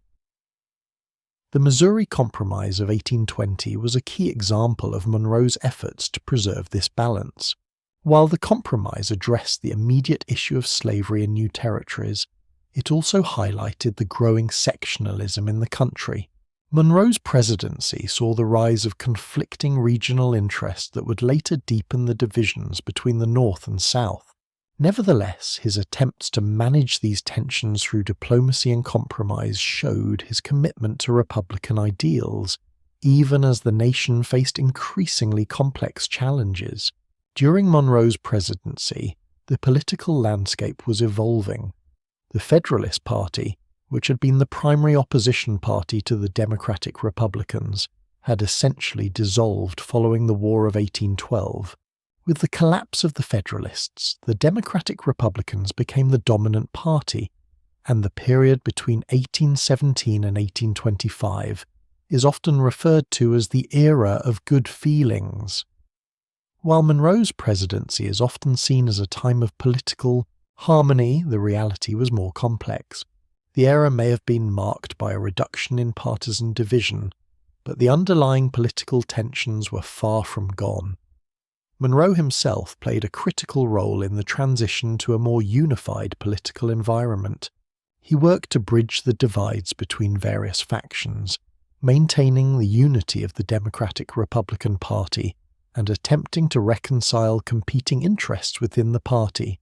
Monroe's presidency saw the emergence of factions within the Democratic-Republican Party, with figures such as John Quincy Adams, Henry Clay, and Andrew Jackson beginning to assert their influence. Though the era was one of relative political peace, the lack of political opposition led to an internal fracture within the party, with differing visions for the country's future emerging among the prominent figures of Monroe's administration. These disagreements would later lead to the formation of new political parties, most notably the Democratic Party, which would emerge under the leadership of Andrew Jackson in the 1820s.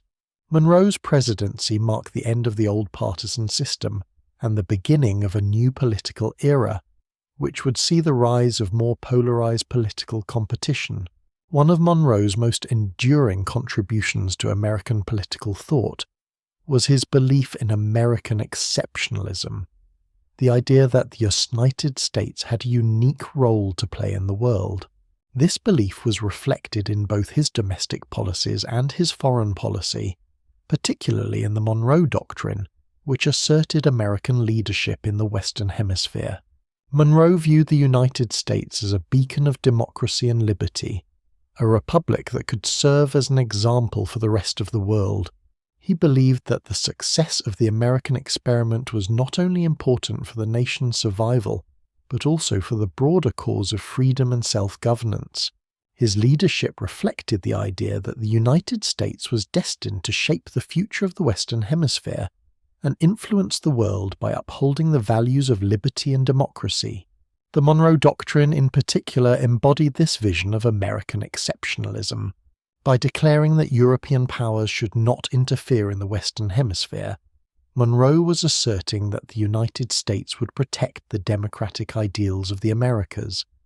This policy would go on to shape U.S.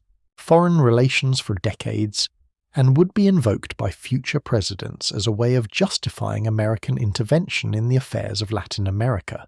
Monroe's vision of the United States as a leading power in the Americas established the foundation for American foreign policy in the Western Hemisphere.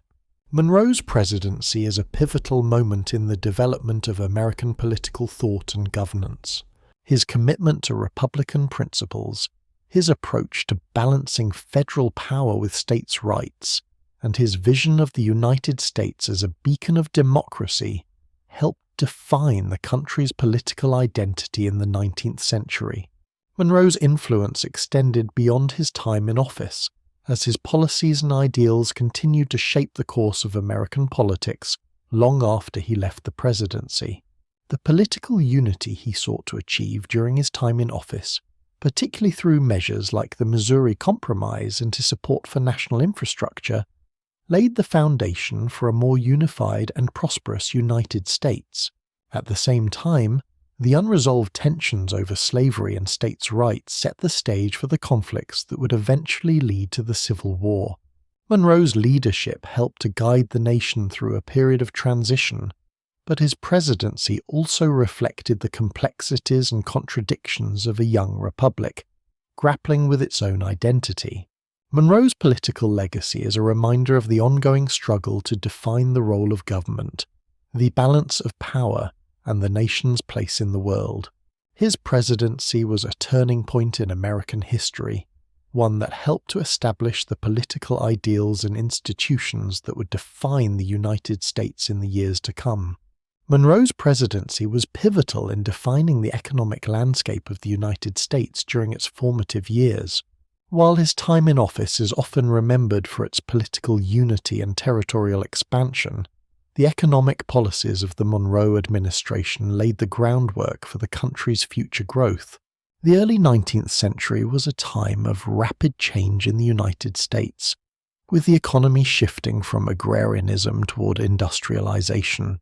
Monroe's leadership helped navigate these changes, advocating for internal improvements, the development of a national infrastructure, and the stabilization of the financial system. When Monroe assumed office in 1817, the United States was recovering from the disruptions caused by the War of 1812. The war had placed a strain on the national economy, causing inflation, disrupting trade, and leading to an economic recession. The post-war period was a time of economic instability, as the country grappled with issues such as national debt, inflation, and the need for a stable financial system. Monroe's response to these challenges was a mix of political pragmatism and long-term vision. He recognized that the young nation needed a stable economic foundation if it was to thrive and expand. One of his first major economic initiatives was to stabilize the financial system, which had been weakened by the war. The United States needed a way to manage its national debt, regulate credit, and promote economic growth. Monroe's support for the creation of a national bank was central to this effort. The establishment of the Second Bank of the United States in 1816 was one of the key economic policies of Monroe's presidency. The first Bank of the United States, which had been chartered by Alexander Hamilton, had expired in 1811, leaving the country without a central institution to manage its finances. The absence of a central bank contributed to financial instability, as the country lacked a means to regulate the money supply or ensure uniform currency. This lack of regulation was particularly problematic as the country expanded westward and new states were admitted to the Union. In 1816, Monroe signed the Charter for the Second Bank of the United States, which was given the authority to regulate the money supply, manage the nation's debt, and provide loans to promote economic development. The bank's creation was an important step in stabilizing the economy and providing the federal government with the tools it needed to manage its finances. Monroe's support for the national bank was critical in ensuring its success, and it marked a key moment in the development of the country's financial system. The Second Bank of the United States played a crucial role in financing the infrastructure projects that were vital to the nation's economic development. By providing loans for the construction of roads, canals, and other public works, the bank helped to create the economic infrastructure necessary for the United States to grow. These internal improvements were essential for connecting the expanding nation, facilitating trade, and promoting regional economic integration. Another key aspect of Monroe's economic policy was his support for internal improvements. Projects aimed at developing the infrastructure needed for national economic growth. Monroe recognized that the United States, particularly in its western regions, needed better transportation networks to support economic development and facilitate the movement of goods and people.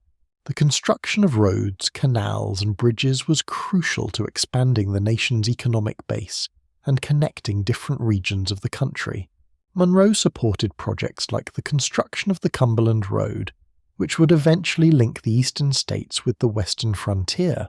He also endorsed the construction of canals such as the Erie Canal, which connected the Great Lakes with the Atlantic Ocean, greatly enhancing trade and transportation. However, Monroe's support for internal improvements was not without controversy. The issue of federal funding for these projects sparked debates over the proper role of the federal government in supporting economic development. Monroe, in keeping with his belief in limited federal government, was cautious about using federal funds for these projects and generally supported state-level initiatives for internal improvements. Yet, his presidency marked the beginning of a larger debate over the federal government's role in economic development, a debate that would continue throughout the 19th century. Monroe's presidency also witnessed the increasing economic division between the North and South. The industrialization of the North, particularly in states like Massachusetts, Rhode Island, and Pennsylvania, was in full swing. The North was developing its manufacturing base, fueled by mechanized production and factory labor. In contrast, the South remained primarily agricultural, relying heavily on the plantation economy and the labor of enslaved people. Monroe's support for economic policies that promoted infrastructure development and national economic integration did little to resolve these regional differences. As the North and South grew increasingly distinct in their economic interests, the issue of slavery became more entrenched in the South, further dividing the country. Monroe's presidency, while focused on economic development and national unity, could not escape the growing sectionalism that would eventually lead to the Civil War. Another important economic policy during Monroe's presidency was the passage of the Tariff of 1816. The tariff was designed to protect American manufacturers from foreign competition, particularly British goods that were flooding the American market after the War of 1812. The United States, which had previously relied on imports, sought to foster domestic industries by imposing taxes on foreign goods. The tariff was controversial, as it benefited the industrial North but placed a burden on the agricultural South, which relied on imports for goods such as clothing and manufactured products. The tariff debate highlighted the growing sectional divide between the North and South. While the North embraced protectionism as a way to support its burgeoning industrial economy, the South saw the tariff as an unfair economic burden that disproportionately affected its agricultural economy. Monroe's support for the tariff was driven by his belief that economic protectionism was necessary to promote national growth and independence. However, the tensions surrounding the tariff would continue to escalate in the years to come, particularly under future administrations, as the South resisted policies that it felt favored the industrial North. Monroe's economic policies, though marked by compromise and regional tensions, played a vital role in setting the stage for the United States' economic development in the 19th century.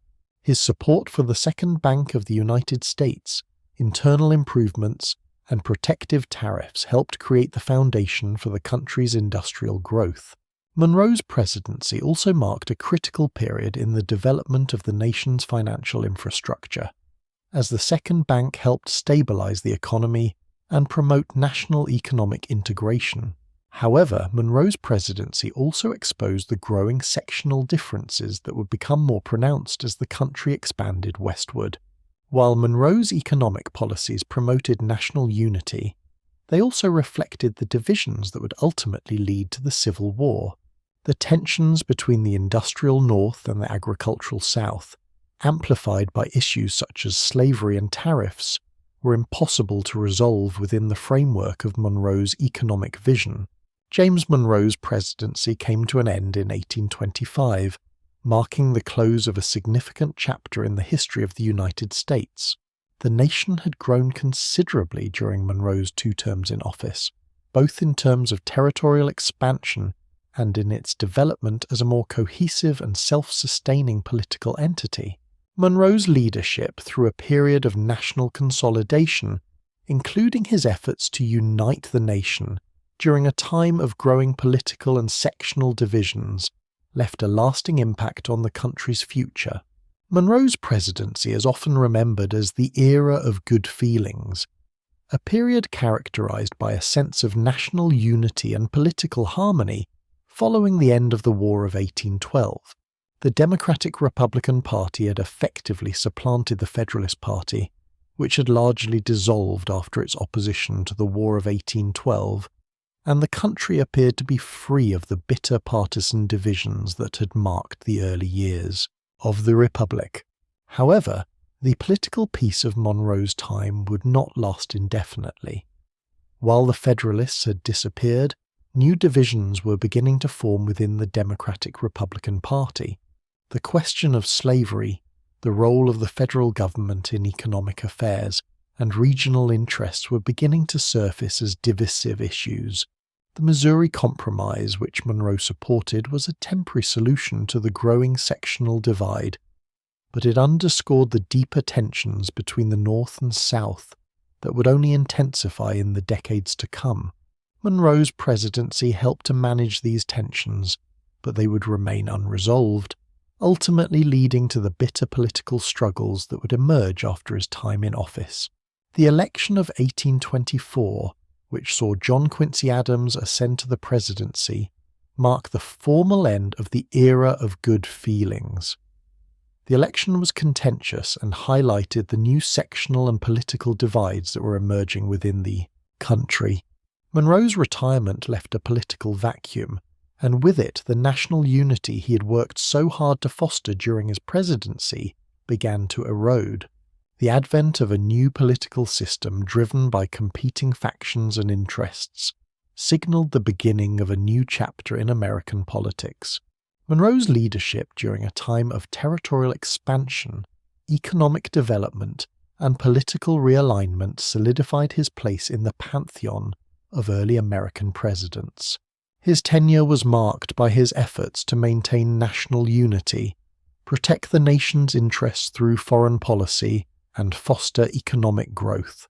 Monroe's presidency helped define the United States as a growing and ambitious nation on the world stage, but it also highlighted the challenges that lay ahead for the young republic.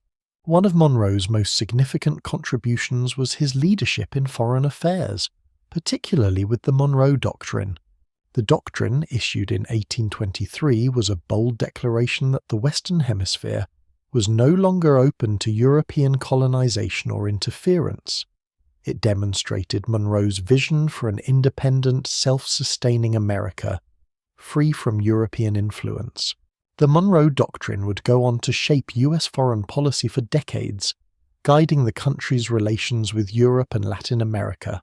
Monroe's economic policies, particularly his support for internal improvements and the establishment of a national bank, also helped to lay the foundation for the United States' economic growth in the 19th century. His efforts to promote national infrastructure, including roads and canals, facilitated the movement of goods and people and helped knit together the rapidly expanding country. Monroe's presidency marked a key moment in the development of the nation's economic infrastructure, setting the stage for the industrialization that would follow. However, Monroe's presidency also left unresolved the issue of slavery, which would continue to divide the nation. The Missouri Compromise, while a temporary solution, highlighted the growing sectionalism between the North and South. Monroe's attempts to balance the interests of free and slave states were ultimately inadequate in resolving the deeper tensions that would lead to the Civil War. His presidency stands as a reminder of the limitations of compromise in addressing the country's most divisive issue. Monroe's leadership style was defined by his pragmatism and moderation. He sought to navigate the complex political landscape of his time with a steady hand, prioritizing national unity over partisan conflict. His willingness to compromise and seek balanced solutions to the country's challenges helped to maintain stability, but it also revealed the deepening divisions that would eventually fracture the Union. After leaving office in 1825, Monroe retired to his Virginia estate, Oak Hill. His post-presidential years were marked by a quieter life, though he remained active in public affairs. Monroe was not one to withdraw completely from politics, and he continued to offer advice and counsel to his fellow leaders. However, he faced financial difficulties in his retirement. Like many of his contemporaries, Monroe had accumulated personal debt, and he struggled to manage his finances after leaving the presidency. In his later years, Monroe was forced to sell his estate and live in a more modest manner. Despite his financial challenges, Monroe remained engaged with the nation's political developments. He was a respected figure and was consulted by political leaders on issues of national importance. His reflections on the American experiment and his role in shaping the nation's course were valued by those who followed in his footsteps. Monroe's health began to decline in the years following his retirement, and he suffered a stroke in 1831. Despite his physical frailty, he remained mentally sharp and continued to reflect on the legacy of his presidency. Monroe passed away on July 4, 1831, at the age of 73, just a few months after the death of his close friend and fellow founding father John Adams. His death, occurring on the anniversary of the nation's independence, was a symbolic moment, the passing of one of the last links to the Revolutionary War generation. James Monroe's presidency was a defining moment in the history of the United States. His leadership helped to shape the nation during a critical period of territorial expansion, political consolidation, and economic development. Monroe's foreign policy, particularly the Monroe Doctrine, established the United States as a key player in the Western Hemisphere and set the tone for future U.S. interactions with Europe and Latin America. Domestically, his support for infrastructure projects, the National Bank, and the Missouri Compromise helped create the foundation for the nation's growth. Even as the country's divisions over slavery deepened, Monroe's legacy is a complex one.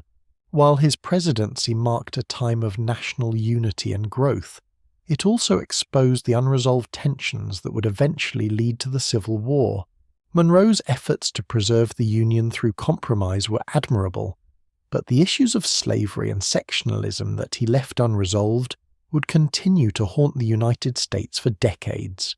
Monroe's vision for a united, independent, and self-sustaining republic remains a cornerstone of American political thought.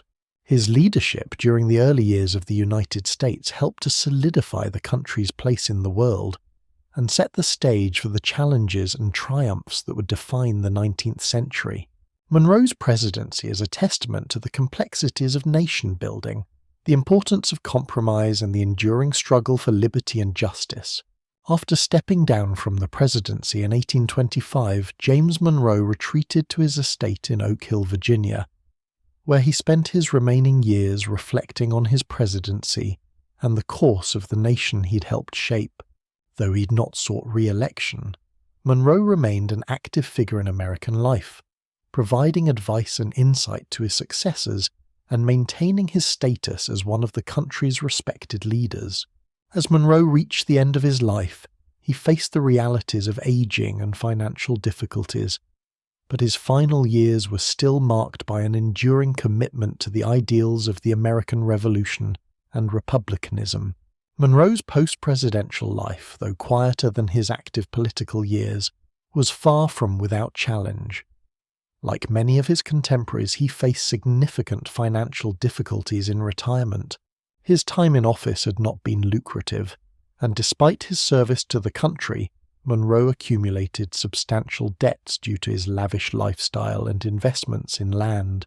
Oak Hill, his beloved estate, became a symbol of his financial struggles, as he found himself unable to keep up with the costs associated with running a large estate. Monroe's financial troubles, compounded by the economic realities of the time, led him to sell Oak Hill and live in a more modest home during his later years. Despite these challenges, Monroe remained resolute in his commitment to public service. He continued to participate in public life, offering advice to those in power and sharing his experiences with the next generation of leaders. Monroe remained connected with his political colleagues, including John Quincy Adams, who had succeeded him in the presidency, and other influential figures from his era. Though no longer in power, Monroe's insights on governance, foreign policy, and national unity continued to be valued by his contemporaries. As Monroe grew older, his health began to decline. In 1831, he suffered a stroke, which marked the beginning of a slow deterioration in his physical condition. Despite the impact of the stroke, Monroe remained mentally sharp, and he continued to reflect on his time in office and the future of the United States. However, as his health worsened, he withdrew more from public life, spending his final months at home in a fragile state. Monroe's last years were marked by a deep sense of personal reflection. He had lived through the birth of the United States, the challenges of its early years, and the formation of its political and economic structures. Monroe understood the significance of his presidency, but he also recognized that many of the issues he had dealt with, particularly slavery and sectionalism, were unresolved and would continue to shape the future of the nation. He understood that the work of nation-building was ongoing, and that the country's unity remained fragile. Monroe died on July 4, 1831, at the age of 73. His death, which occurred on the anniversary of the nation's independence, was symbolic, marking the end of an era in American history. Monroe was one of the last surviving founding fathers, and his passing marked the close of a chapter that had begun with the Declaration of Independence in 1776. His death, coming just months after the deaths of fellow founding fathers John Adams and Thomas Jefferson, reinforced the sense that the generation that had fought for independence was slowly fading away, leaving the United States to be shaped by a new generation of leaders. Monroe's death was met with a national mourning, as he was remembered as a president who had devoted his life to the service of his country. He had been a soldier, a diplomat, and a leader, and his contributions to the development of the United States were profound. He had helped guide the country through its early challenges, and his foreign policy vision, particularly the Monroe Doctrine, would continue to influence American diplomacy for years to come. While Monroe's presidency had not been without its struggles, his legacy was one of stability, growth, and national pride. Monroe's presidency, though relatively quiet in its later years, left an enduring mark on the United States. His commitment to Republican ideals, his support for national unity, and his leadership in foreign policy were defining characteristics of his time in office. The Monroe Doctrine, which warned European powers against further colonization or interference in the Americas, became a cornerstone of American foreign policy, guiding U.S. interactions with both Europe and Latin America for generations. Domestically, Monroe's presidency was a time of expansion and economic growth. His support for infrastructure development, the establishment of a national bank, and the promotion of internal improvements laid the foundation for the United States' economic growth in the 19th century.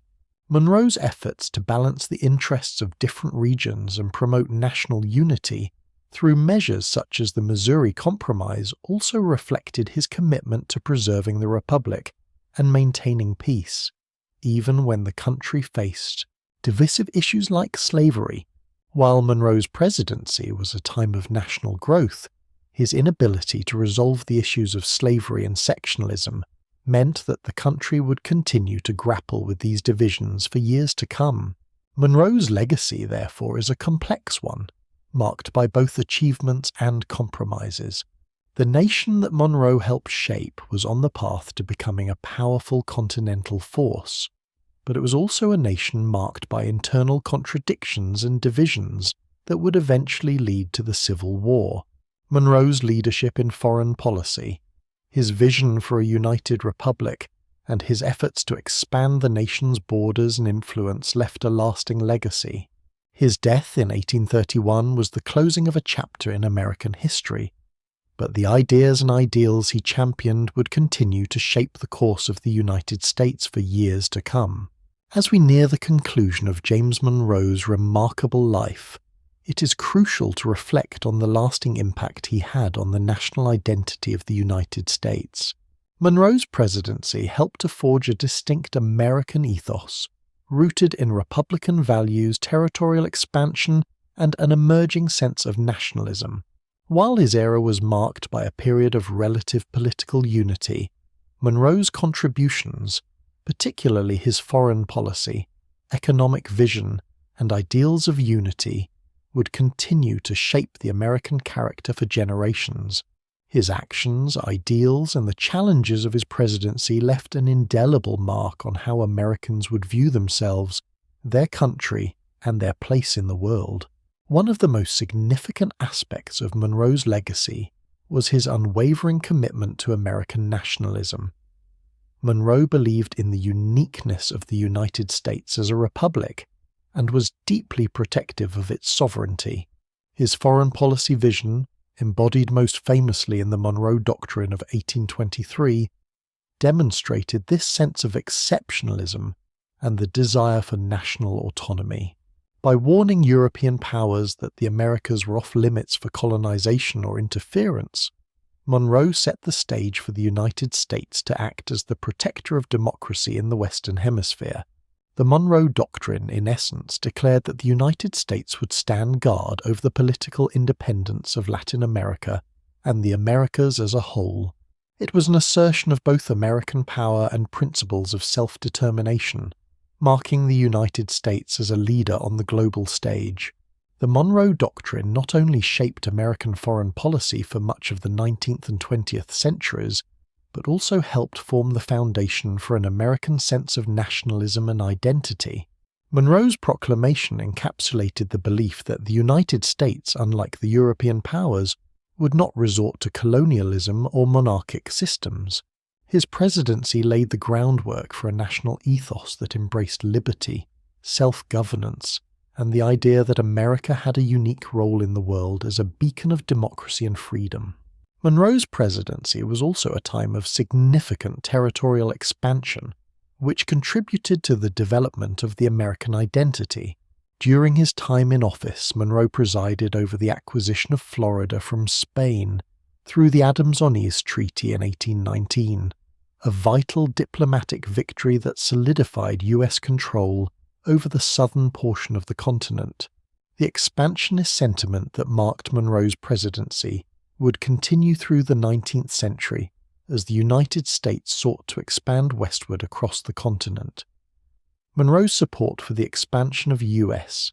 territory and infrastructure not only reflected a desire to increase national power, but also aligned with the prevailing belief in manifest destiny, the idea that the United States was destined to expand its territory from coast to coast. Monroe's policies helped lay the foundation for the national push into the West, with infrastructure projects like the construction of roads, canals, and railways promoting economic integration and the movement of people across the newly acquired lands. This expansion was tied to the evolving idea of American exceptionalism. The belief that the United States had a special mission in the world was increasingly tied to its territorial growth and the spreading of its Republican ideals.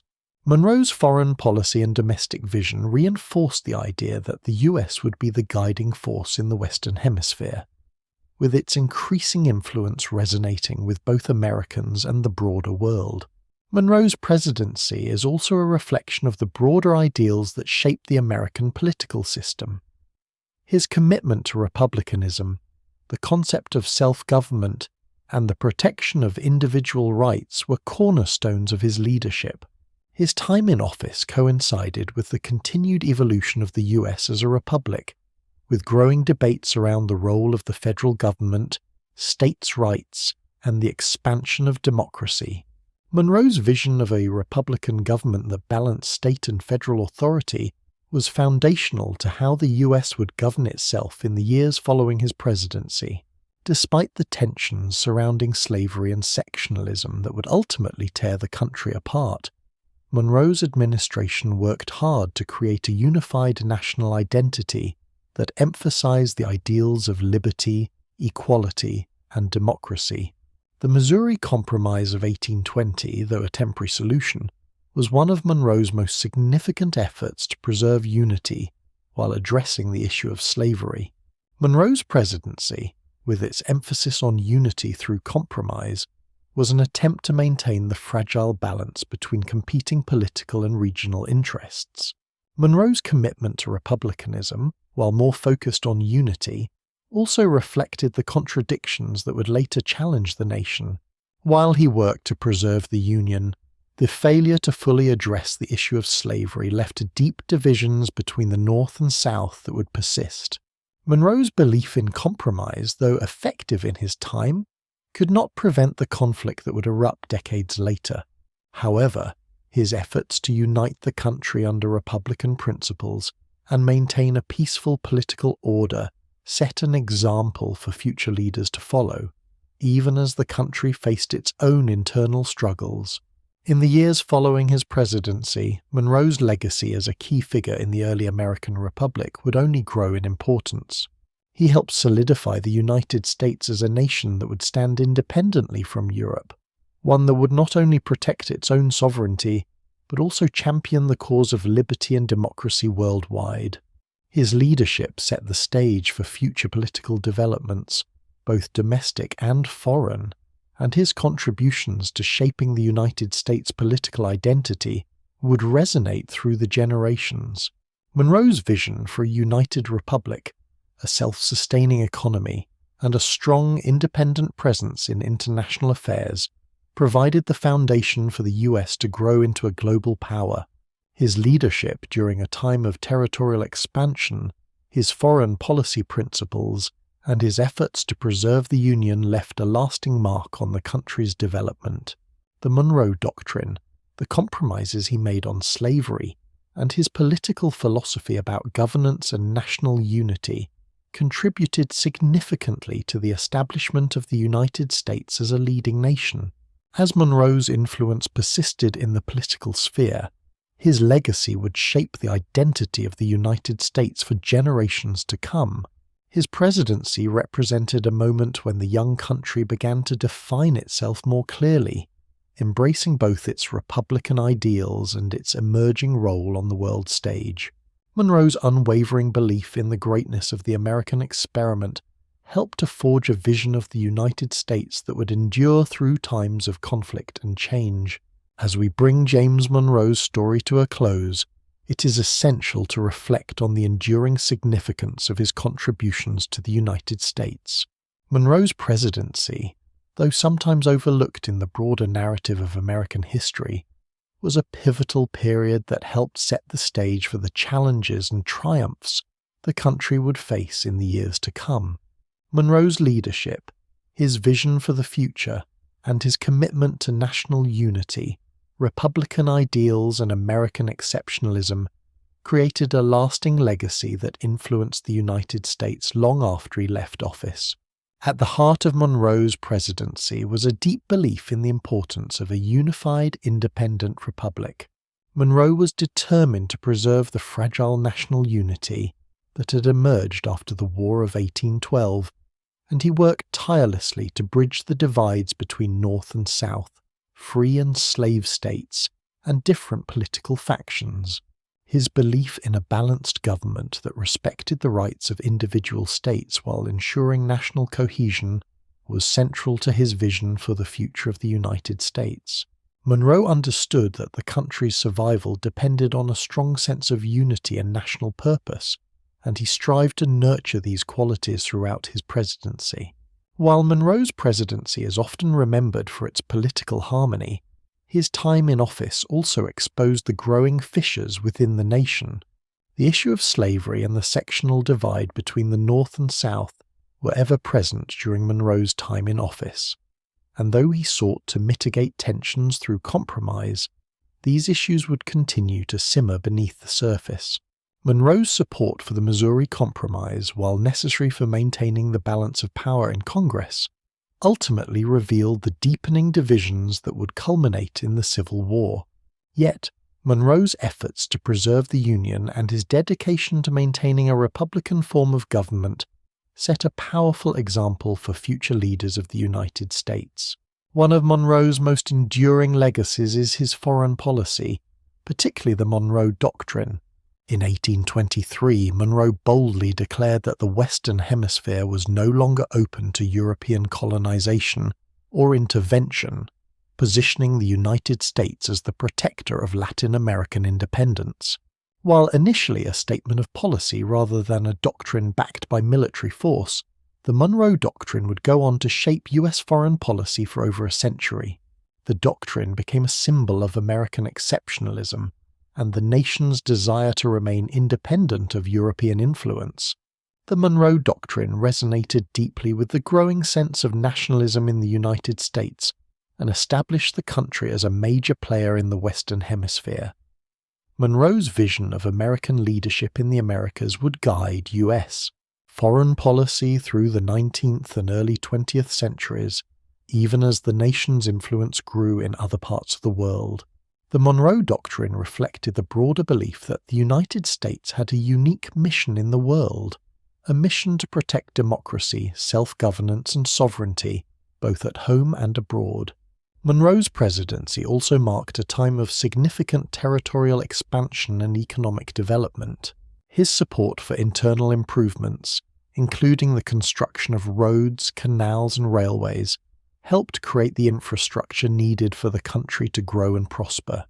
These projects not only promoted economic development, but also reinforced the sense of national unity. Monroe understood that a connected and integrated country was essential for maintaining political stability, and his leadership set the stage for the nation's westward expansion. The acquisition of Florida from Spain and the continued settlement of Western territories were vital to the country's growth.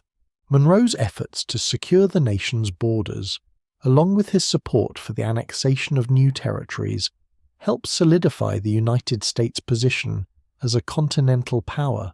Yet, the question of slavery remained unresolved, and while Monroe's efforts to preserve the Union through compromise were important, they only postponed the inevitable conflict that would divide the country.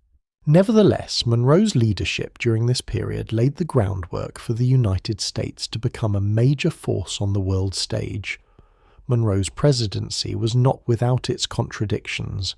While he championed the ideals of liberty, equality, and self-government, he was also a product of his time.